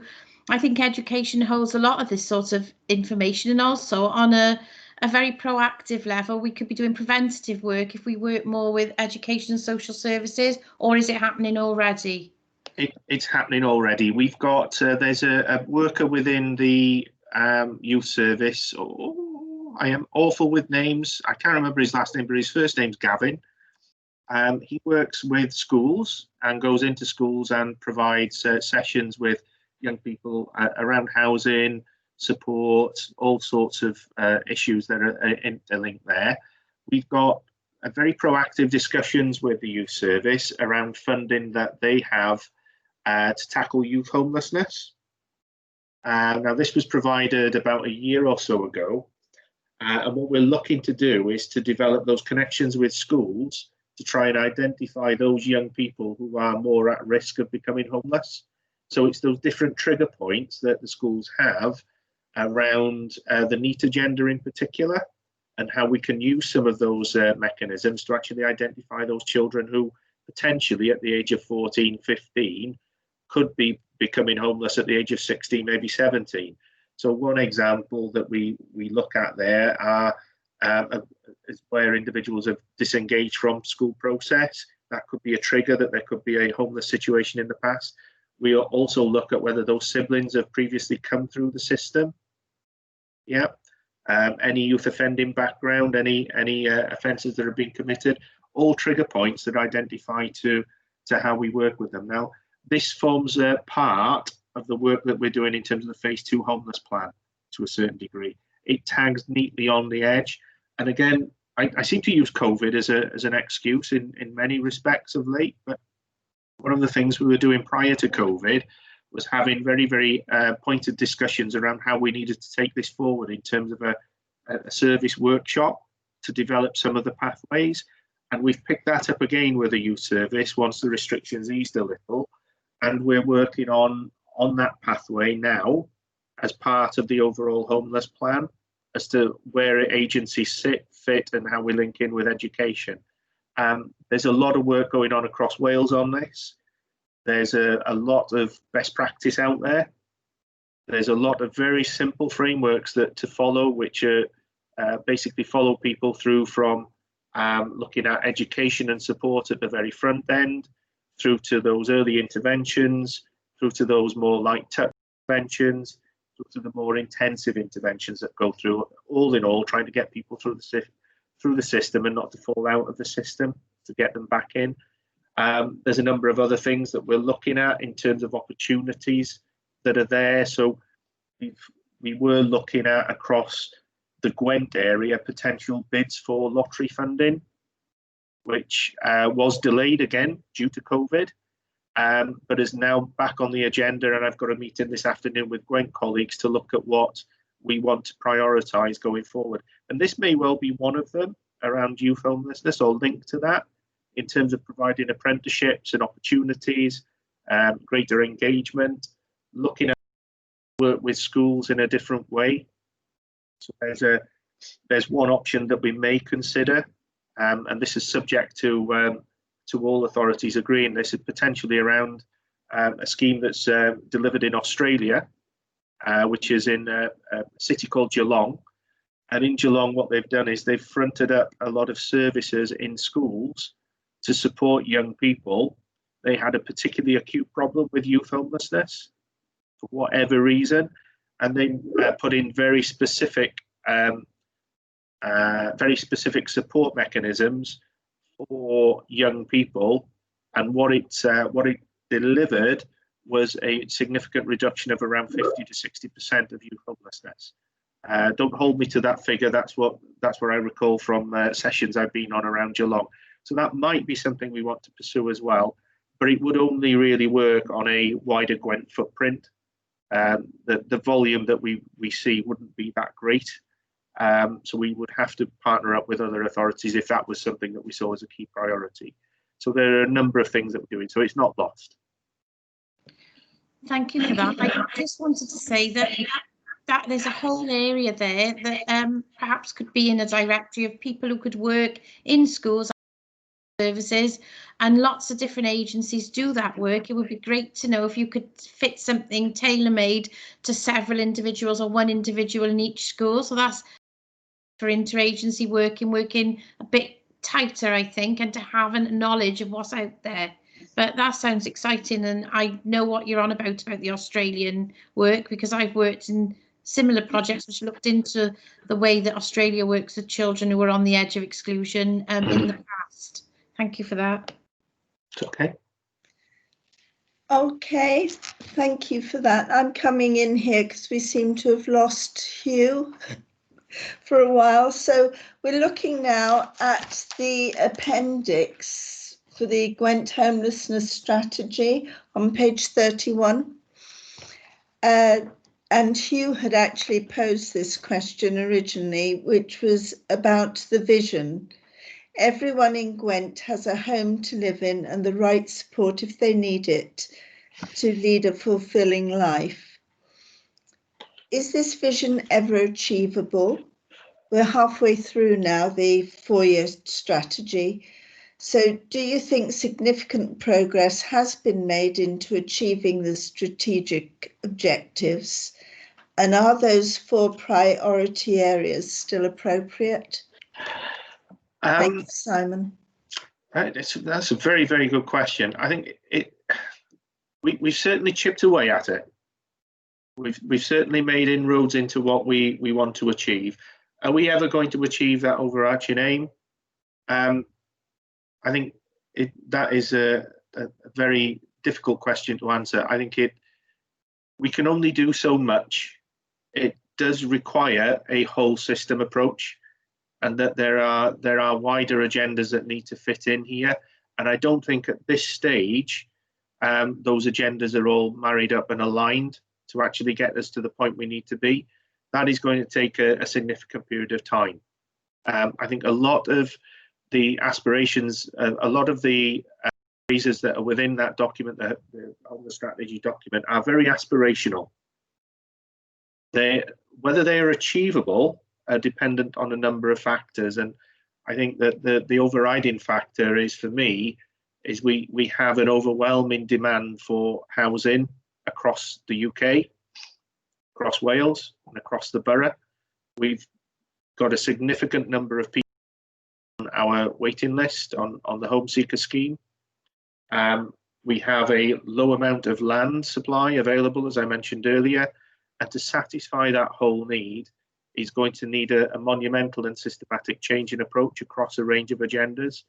How achievable that is in the timeframes we had for the strategy over a 4-year period, it probably isn't. It's ambitious, it sets out a tone, but without that ambition, I think it would be foolish not to be proceeding. We've got to have some sort of aspiration that we're moving towards. Does that answer the question there? I think in terms of the elements that are in there, I do think they're still relevant. All those key areas that are there that are referenced in the strategy are still relevant. There are probably more that will need to come in when we come to review the strategy in due course, and we're certainly seeing that through the implementation now of that phase 2 plan, that things do change and have to flex. But the framework we set ourselves across Gwent was one of very much looking at the core issues that we needed to be addressing.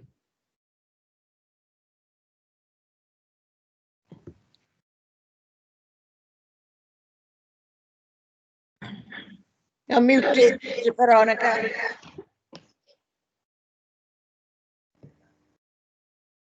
You're still muted, Veronica. Veronica's on mute.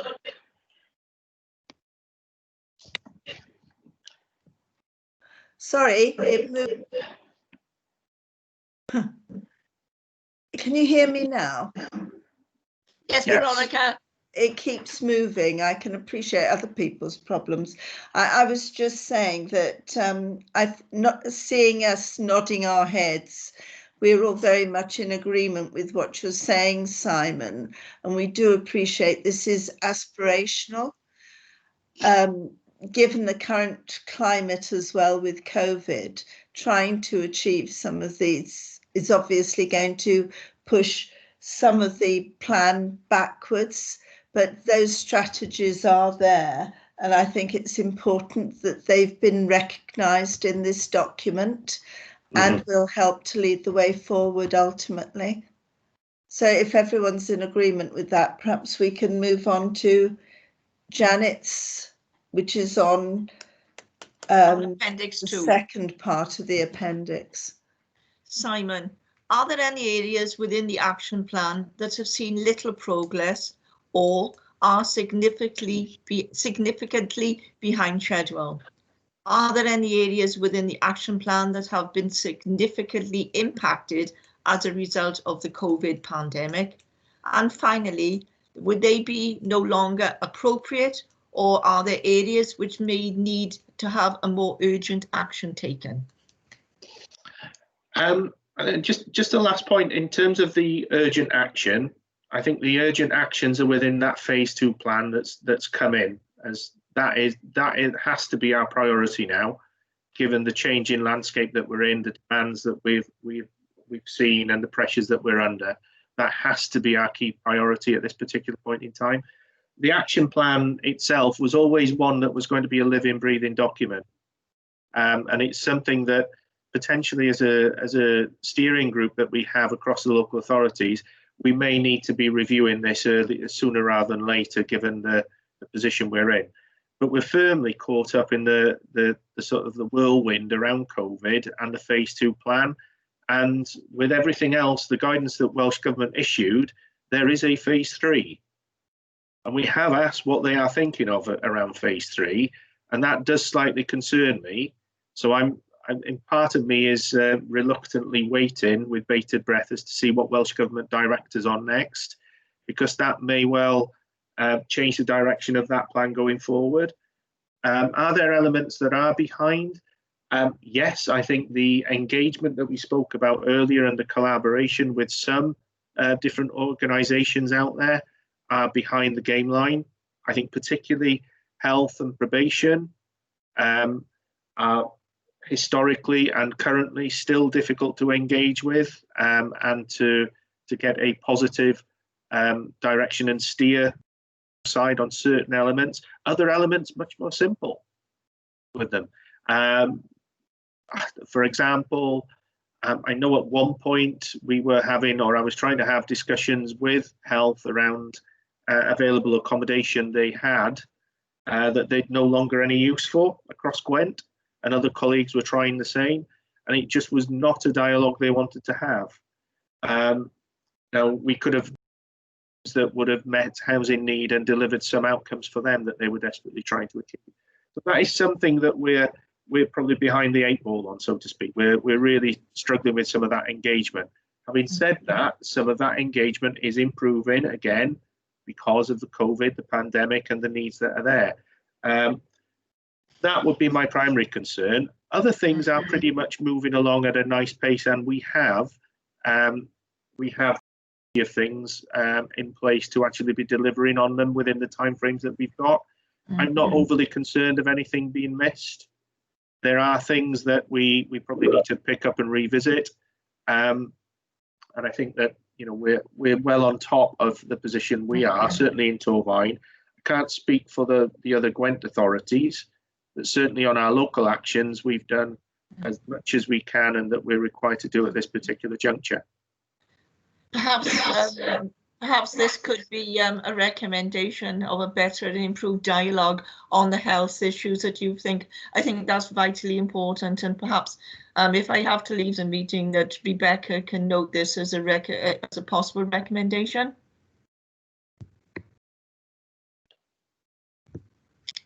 Thank you.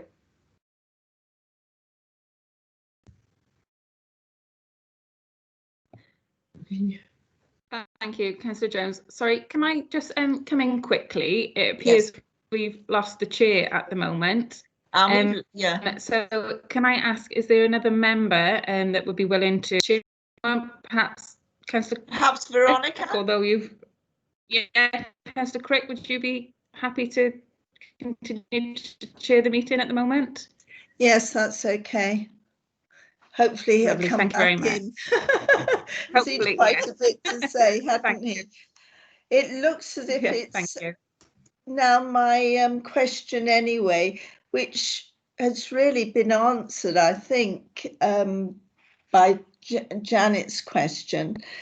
But just to clarify, Simon, there were quite a few dates down, obviously, for after March, which is when COVID started.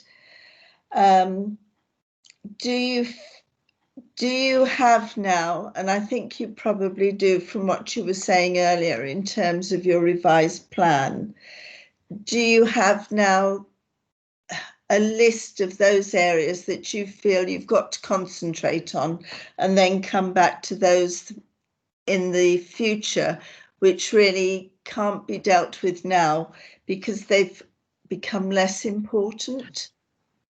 Yeah, as I said, it is a very well, it is a living, breathing document. It's one that we knew would be pushed back for certain reasons at different times. We weren't quite expecting a pandemic to do this, but we did accept that would happen, and we are reprioritizing and repositioning some of the actions, some of which are not really relevant any longer as well. I would have to stress, because certain things have taken them over. So we do need to have that discussion with the Gwent authorities to reprioritise the plans that are there.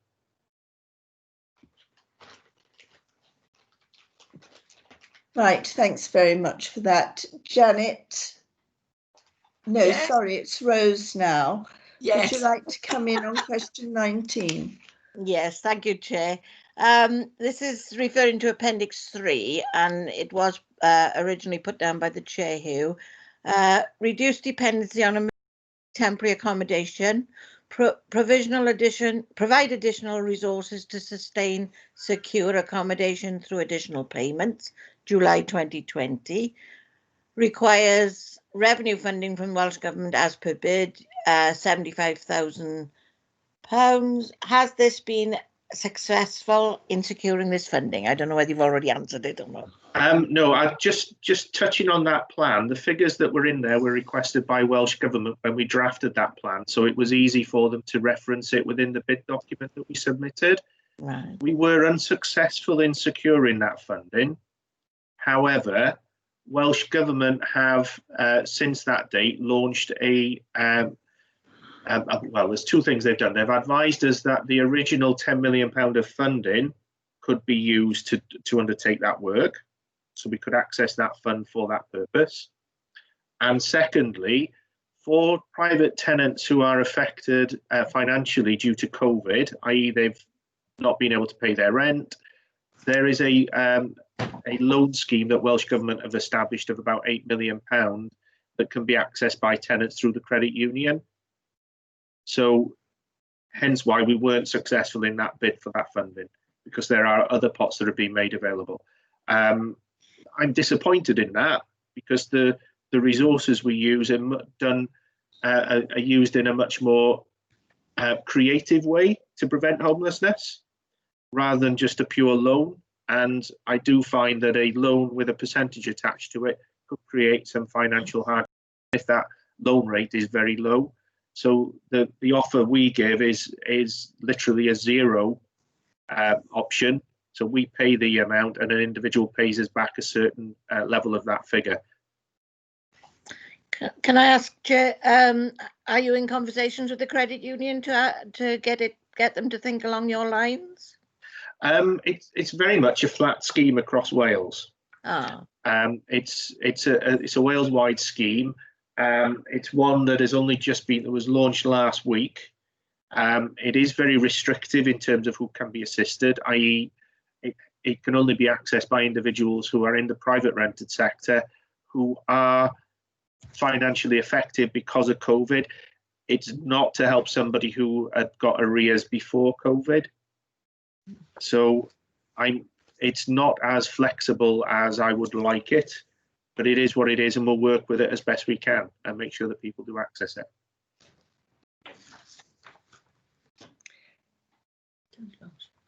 Chair.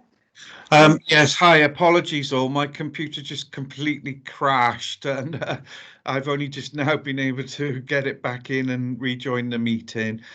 Yes, Veronica.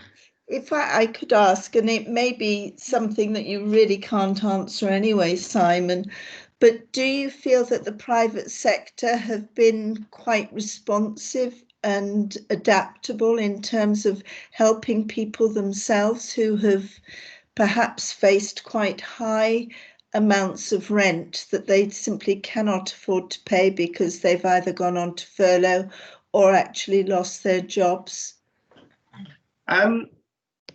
I can only really give you my view from an anecdotal point of view and from what I've heard, not just across Torfaen but across Wales and other local areas and landlords who we work with.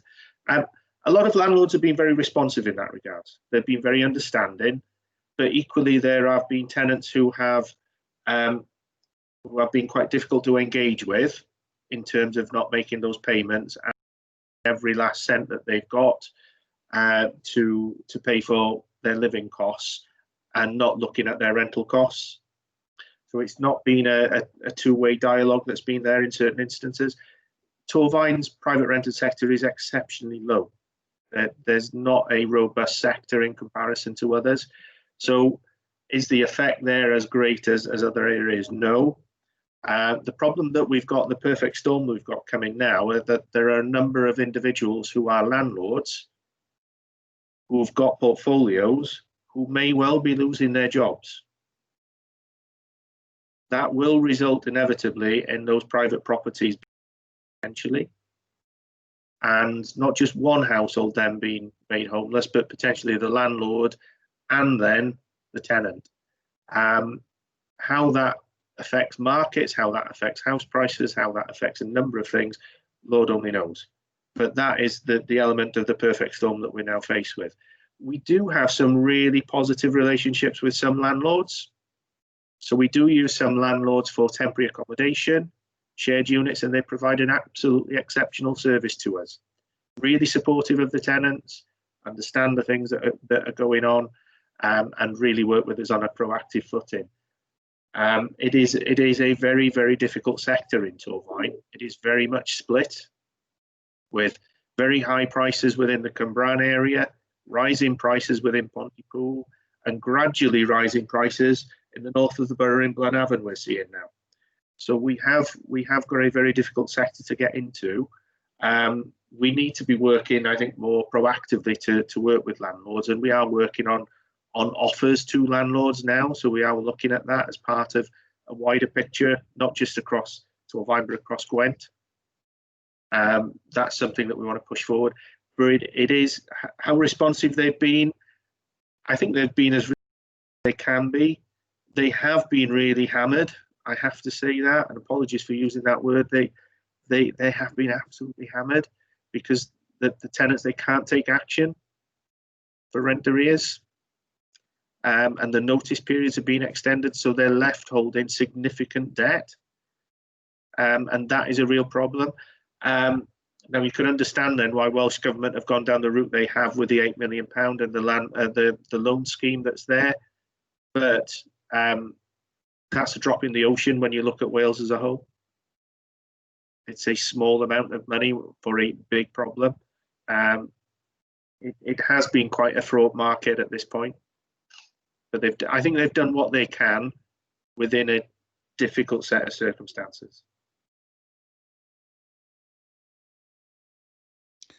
Rebecca, sorry, because I was out of the meeting for a little while. What question are we up to now, please? 20. Thank you. Yeah, we're up to the last but one, Chair, but I'm conscious some of you do need to leave by 12 o'clock, so you may want to sort of refrain from too many supplementaries now. Right, shall I come in quickly, Rebecca? The number of households with children placed in temporary accommodation. Numbers have significantly reduced. The reason behind this reduction, and it's on Appendix 3, Simon. Yeah, the numbers reduced in temporary accommodation. That was happening before COVID. It was a lot of our prevention activity, really. We were getting in early. We were preventing people really getting to that point of needing that accommodation. We were making sure that they were given the right advice, timely and at the right time, and the right support to make sure that they got through the system as quickly as we could. We were stepping in to potentially delay evictions from happening. So we were making payments to stop evictions. We were negotiating with landlords to cease enforcing notice action on the basis that we would be looking at housing somebody within the next 4 weeks. So we were potentially being quite clever with how we use the systems and the legal process to manage homelessness. and we'll continue to do that going forward. It is very much the creativity of staff in terms of having those discussions with all parties concerned. So that is how it's happened. And I think we can get back to that place, but we've got one heck of a hump to get over now in terms of the pressures we're going to see. Thank you, Simon. Thank you, Simon. And finally then, the last question that we had for you, Simon, today was concerning additional pressures that have been placed on frontline services as a result of lockdown, coronavirus pandemic. Members have seen a response that's been given to the South Wales Argos, which goes some way in terms of giving us additional information on the levels of pressures that we've seen as a result of relationship breakdowns. But this question was tabled before we saw that. We wanted to get a feel of whether you had more data in terms of what the issues were that you are being manifest and what you're seeing that's causing this additional demand for services. Was it alcohol abuse, drug abuse, domestic abuse, relationship breakdown, job losses, increased in debt levels? Also, we've got the furlough scheme coming to an end at the end of October, which we feel will manifest itself further with potential regard to job losses, etc. And it was trying to get a feel for, one, the impact that the pandemic has had, but also positioning in terms of going forward for the medium to longer term impacts. If you could address that, please, Simon, that'd be great. Yeah, certainly. I know the Argos came to us and asked for some information, and predominant numbers coming through over the period of COVID have been very high for relationship breakdowns, extremely high, much higher than previous years in proportion. And the number coming through in certainly the last 2 months has increased exponentially. So as the lockdown measures were eased, we've seen a significant increase in people coming through, because the world, in many people's eyes, was getting back to, well, a normal footing, whatever a normal footing was. We have seen things drop off again in recent weeks with the further measures that have been in place locally and in other areas, but we continue to see demand. We continue to see the numbers coming through the door. I think the issue for me, we are storing up a lot of things here that people aren't coming to us at this particular juncture because of rent arrears, because action can't be taken. So we are going to see, as things start easing back now, with the housing associations now being able to issue notice again, private rented sector being able to issue 6-month notice, we are seeing those numbers gradually pick up again. We are concerned over the number of individuals coming through relationship breakdown. We have seen some spikes in domestic abuse. We have seen an increased number of relationship breakdowns amongst quite what I would call stable households, which again is quite concerning, that we wouldn't normally see them coming through to us. And we have seen the usual suspects, if I can be very crude there, coming through to ourselves and placing that pressure on us, the people who we've seen before, because they're not in some of those temporary arrangements that they've had for a length of time. It is a concerning picture. I mean, the plan that we've put in place, the homeless plan that's there, is to provide those additional units to catch people, to get support there in time. It all, in my mind, certainly makes sense in terms of putting some additional capacity into the pressure point we're going to have. I think in terms of families being made homeless, I'm fairly optimistic that some of the measures that are there, the money I referenced from Welsh Government around the loans that potentially will be there for households coming from the private rented sector, the work we're doing with RSL partners and others, I think we can stave off a significant number of those presentations and stop them coming through to a homeless situation. So I think we can reinitiate some of that positive work that we've had pre-COVID and for a number of years ongoing around reducing the dependence on temporary accommodation. But that said, I think we're going to see a rise. I think we're going to see a rise across Torfaen. I think we're going to see a rise across other local authorities in Gwent and beyond. It's not going to diminish. So the number in temporary accommodation are going to increase.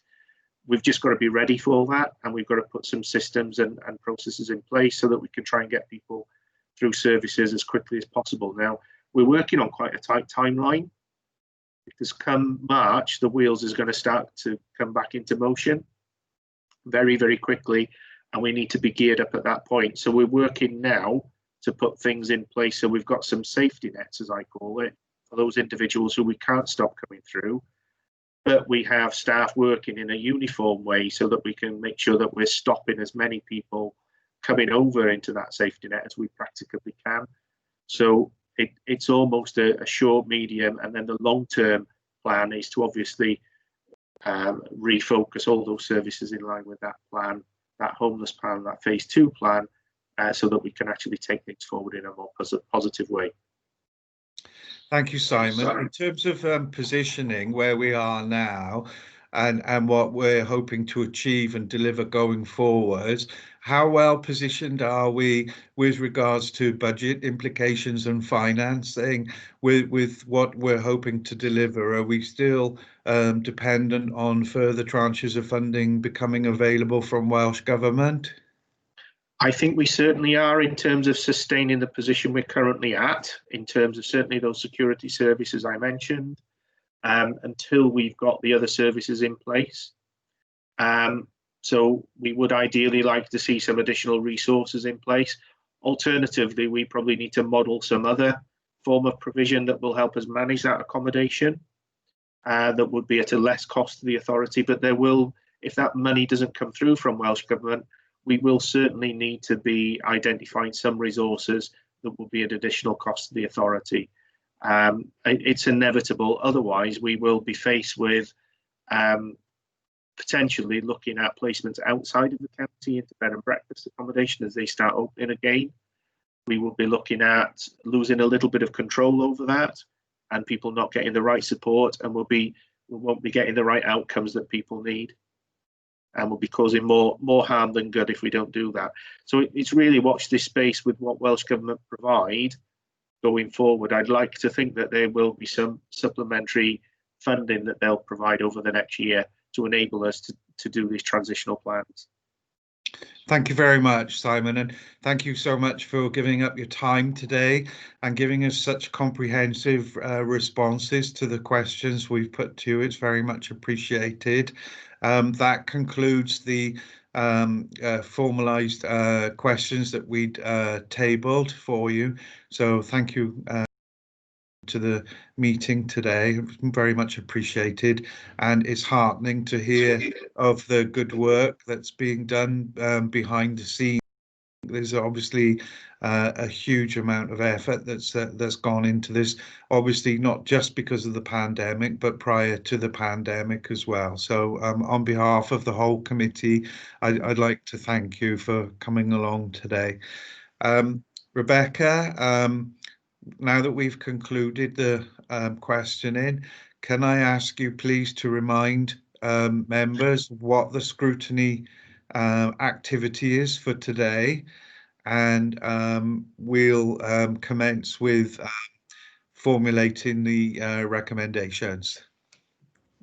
Thank you, Chair. So yeah, if you can look through to section 2 of the report, it sets out the scrutiny activity, which says that the Healthier Communities ONS Committee is asked to review delivery against the homelessness strategy, focusing on the local 2019-20 operational action plan outcomes, to determine whether the action plan has delivered positive outcomes for reducing homelessness in Torfaen and will continue to do so post-COVID-19, to provide recommendations to the executive member for adult services and housing on areas of further consideration and development, and also to consider the recommendations made by Audit Wales against the actions undertaken already and those planned.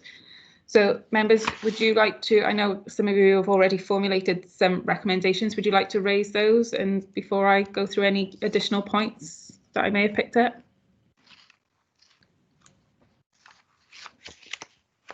Rose, you've got your hand up, but I'm not sure if you had your hand up from before, if it's a new thing you wish to raise. I did, Chair, sorry, I forgot to put it down. I can't think of anything. I was hoping that Rebecca had picked most of them up. Okay. Would rather me go through them? Yeah. Janet, you briefly had your hand up, but now it's gone down. Janet, I think you're on mute. Yeah, Chair, just to say that I've already sent some questions to Rebecca because I have to leave the meeting in the next 5 minutes. Okay, fine. So if I Veronica, go to do you have anything?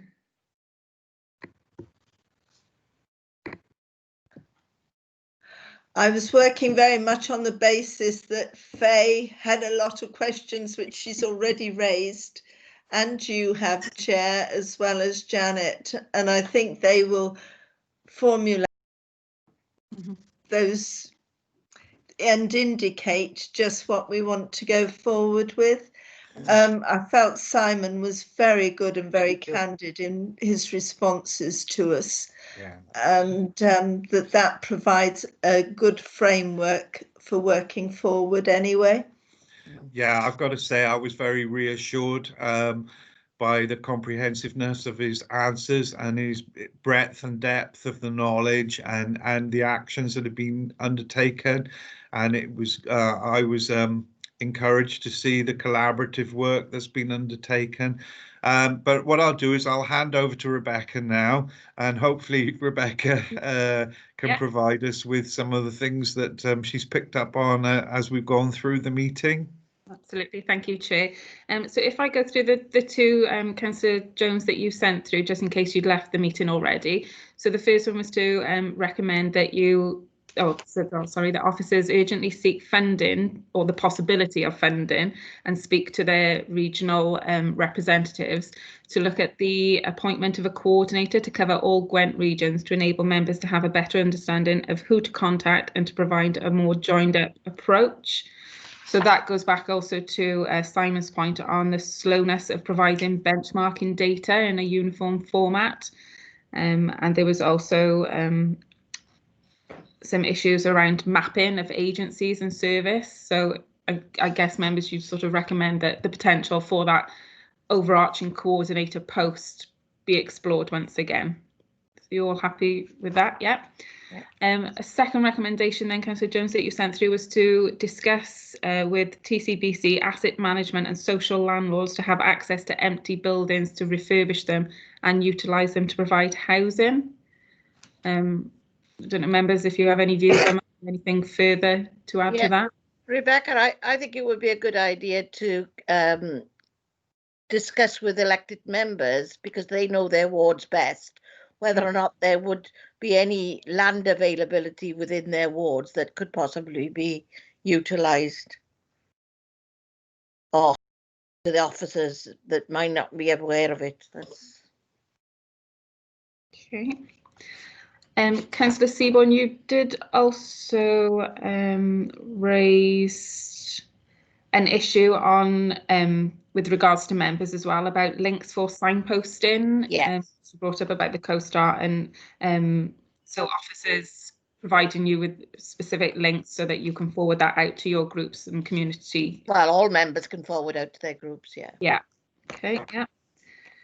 There was the issue at the very start of the meeting, and I guess kind of at the end as well, about Welsh Government funding. Obviously that's still uncertain at the moment, so I didn't know if you wanted to make some sort of recommendation that the exec member make representations to the relevant Welsh Government minister on, you know, sort of a prompter response on funding, maybe? Yeah, absolutely, Rebecca. I picked up on that as well. Simon actually said that we would need additional funding from Welsh Government to avoid, as he said, his exact words were, quote unquote, avoid severe financial pressures being placed upon the council. So yes, absolutely on that point. Okay. Also, on the point of credit unions, he stated that the fund from Welsh Government had been given to credit unions, and there's no conversation with local government by the look of it, and you know, to actually talk to each other to see what is best for the residents of Torfaen. Which seems very strange given how credit unions have been set up. Yeah. And I find that quite worrying, actually, because of the impact it's going to have. It's going to rebound on the councils, which doesn't seem right, because the whole point of giving the money out was to alleviate the problem, and it's going to just create another one for councils. Yeah. And it is, with the credit union from Welsh Government, is a loan. So the credit unions are giving out loans. So that funding is initially still there once it comes back in. So whether or not our officers can use that, you know. Or whether it's going to be something that will be written off anyway. Yes, yeah.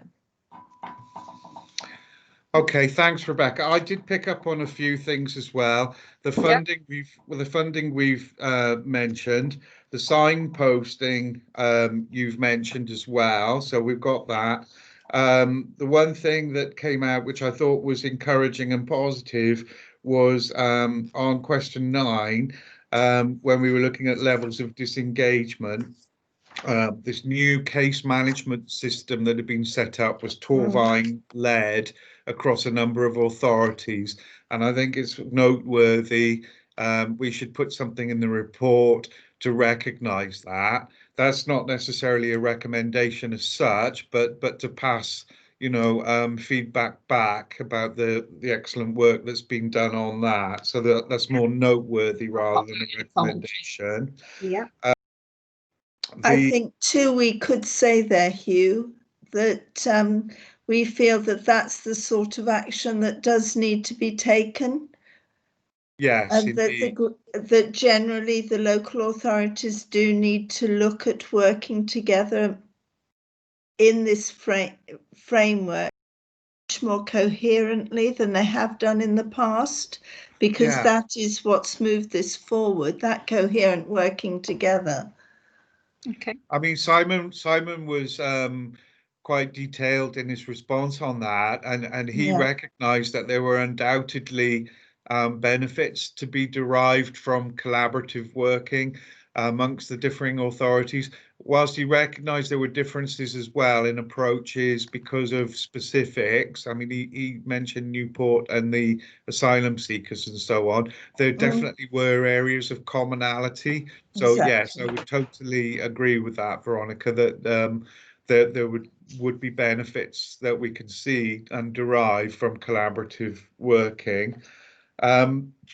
The other thing well, a couple of other things I picked up on. One was with regards to Janet's question 10 about bed and breakfast accommodation. Simon said that there were currently 8 people and they were all having to be housed out of county. And there'd been some slight extra pressures placed on that system because of the early release scheme for people coming out of prisons. Which thankfully hadn't been as large in Torfaen as it had been in some other areas, but there was actually a waiting list now. And he mentioned this is the first time this has happened. We haven't had a waiting list before in Torfaen for the temporary accommodation. So I think it would be very useful to have further information sent back to this committee going forwards in terms of what's happening with regards to some of the projects that he mentioned in terms of repurposing of properties and in particular office block to provide additional accommodation. So that was something I picked up on. Are other members in agreement with that? Yes, because the information about the office block actually came within his report, but didn't come out in this particular question. But it is something that we, and I think all members need to be aware of, and that would focus on it by bringing it up here. So there's really 2 bits to that, I guess. There's the one bit about the B&B accommodation being out of the local authority area, and then what can be done to alleviate those pressures in terms of repurposing land or buildings into accommodation. And then one of the things that the other things I picked up on was with regards to, I think it was question 14, when he said that there was a recommissioning tender which had gone out, and it's to get a further response sent back once that recommissioning has been completed, and to give the committee an update. Okay, so if you're okay with this, I'll pop that point and the one you've made previous to that on the action sheet, because that way it can give you updates on those rather than those actually being recommendations as such. Yeah, that's okay. Yeah, to make sure you get the information back on those. There was also two other. Anything else, Veronica? Sorry, Rebecca. Did you have anything else, Veronica? Yeah. Not at the moment. Shall we see what Rebecca comes up with, and we can then add to that? So in addition to those points, the only other one I had that you may want to look at as a recommendation, Councillor Crick, I believe you raised this one, was about the mapping of agencies and services in the area so that there's a clearer understanding. And Simon went on to expand that by saying about the voluntary groups that have been working so well throughout COVID. So I don't know whether you want to make a recommendation along those lines, that there's better mapping of those services for greater information. I think that's important, and it will be an important reference point then for members as well. And if he mentioned about how if you go into the website, there are these two areas you can go into, but unless you're really au fait with that website, you're not going to find that. And I think Faye made that point quite well when she was talking about some of the listings she'd been used to working to and references. We all need something like that because it provides the framework in which you know how to refer on. Yeah. The other thing, just on that point, Rebecca, was Simon mentioned in terms of the community and the volunteer groups and stuff, was how to maintain the momentum going forwards that he'd seen during the pandemic of all of those different associations that had kind of stepped up. Yeah. Okay. So then I guess I have got two other action points that I'll pop onto the action sheet with regards to checking Torvine Homes with regards to the access to public and also those who work with that information. And also Councillor Seaborn, you raised about the numbers of care leavers with homelessness. So I'll pop those both on the action sheet for responses. Yeah, I actually got logged out as Simon was responding, so I didn't hear anything that he said about that. So if you could let me have it. Yeah, he didn't really have that sort of information to hand. So what he said is he would come back to you with that after the meeting. So I'll put that on the action sheet. But in terms of overall recommendation, then obviously the first two parts of the scrutiny activity is to review delivery against the homelessness strategy and to determine whether the action plan has delivered positive outcomes. So I don't know if you just want to make an overall commentary at the end, then, that you obviously your thanks and commendations to the team that have been working through such a difficult time, and sort of say that you do agree that the action plan has worked as well as it could, considering what they've been up against. Whether you agree with that? I think on the overall strategy, Rebecca, there seems to be differences of opinions in terms of the strategic provision between what Torvine was putting in place and trying to accomplish and what the sentiment is from Welsh Government, particularly surrounding the pop-up shelter. Now, obviously, Simon felt that was still an appropriate mechanism that we should continue with in Torvine. But from what he was saying during the meeting today, the view from Welsh Government seems to be different with regards to pop-up shelters providing temporary accommodation. So I think we're going to need to get some clarification on that going forwards, because that seems to be a difference in our strategic direction that we're doing locally and that coming down from Welsh Government. That was just something I picked up on. In terms of where we are halfway of deliverance of the plan, there's obviously been a huge amount of work that's gone into this collaboratively with other authorities, and also very much at a local level as well. And I was pleased and encouraged to hear that Torfaen had actually led the way on some of these. I think what was noteworthy as well, we focused a lot about the things about signposts and digital inclusion, but on a digital inclusion perspective, when we're looking at and potential homelessness, I thought what was really good was the development of this app, this mobile phone app, because if people are homeless and sofa surfacing, they're not necessarily going to have access to broadband, but having a mobile phone, I think that, you know, they're more likely to be able to access services that way through the app. So I thought that was a real positive as well, and I think perhaps recognize, I'm not quite sure how we can frame that into a recommendation, but that in the commentary at the end, that your comments and your, you know.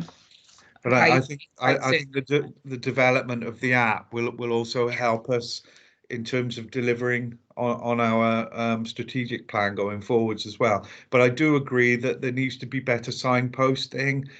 You mentioned that. A couple of members have picked up on that, and that would help other elected members as well for onwards referrals if they get inquiries through from their residents in their wards. I mean, a lot of it is... Can I just come in there? It's sort of almost a supplementary and quite low down, but I think we need to be aware of it. For some people, something like the app, it takes up so much of the memory on the phone that they can't use it appropriately. And even if we think of our own Torfaen phones, when you send out if you send out the appendices, we can't open them if we're just using the phone. You've got to go back to your computer, which has got greater facilities in order to be able to do that. It's so easy to develop an app and think that's it, and it's not. We need to be aware of what people's capabilities might be in terms of what phone they've got and what type of phone they can afford to have. Yeah. Lovely, thank you. Okay, so as always, I will formulate those in a more formal response pro forma and send those round to all the members of the committee for you to review, and let me know if you have any changes or if I've missed anything for your approval before I then send them on to the exec member for responses. Thanks. Okay, thanks, Rebecca. I know that some of the members of the committee have had to depart earlier today, but I would like to thank everybody, including those that have left. So I'll send them a note, but also like to thank those that are still here for all your contributions that you've made over the past year and a bit that I've had my tenure as chair. I really have enjoyed chairing this committee, and I'd like to thank everybody for all their hard work, Rebecca, Geraint, and also all the committee members. And I must say that at the beginning of the year, I was thinking, oh, I'm coming in to chair a committee in an area that I didn't have a great deal of expertise in, coming from a more of a financial background. But I'd like to thank you all, members, for your expertise and bringing in your experiences. And I think it has made a really significant contribution to the working of this particular committee, and I think that's been very much evident in the recommendations that have been put forward to the executive. So I'd like to thank you all for your hard work and your input and bringing in those areas of expertise. The committee membership might well change next week, because we've got the AGM coming up, and I will be stepping down as chair, sadly. This was something that was agreed within the Conservative group, and Richard mental block. Richard will be taking over as the chair of this going forwards for the next 8 months. But I would like to pass on all my thanks. I've done a kind of a summation to Rebecca for the workings of the committee. Whether we'll get the opportunity to be able to present that at some point, I'm not sure. But I'd just like to put my thanks on record to all of you. And okay, I'll hand over to Rebecca now for the agenda item 7, which is the date and time of the next meeting. Thank you, Chair. So we haven't actually confirmed quite yet just the dates, but it's going to be looking towards December time, and that will be the visioning session for the committee to select their items for the few months ahead. It will also look at the update on recommendations from the previous committee meetings over the last few months as well. But as soon as we have a date, I think we're going to inform members of all the dates of all the committees, because obviously we don't know who's going to be on what committee at this stage. But as soon as we have those dates secured, you will know. Okay, thank you, Rebecca. Yeah. So thanks again for everyone, and thanks Rebecca and Geraint for all your hard work, and been fantastic in supporting me in my capacity as chair. So I'll formally close the meeting now and wish you all the very best and stay safe. Thank you. Take care. Thank you. Bye. Thank you, Hugh, for chairing. Thank you.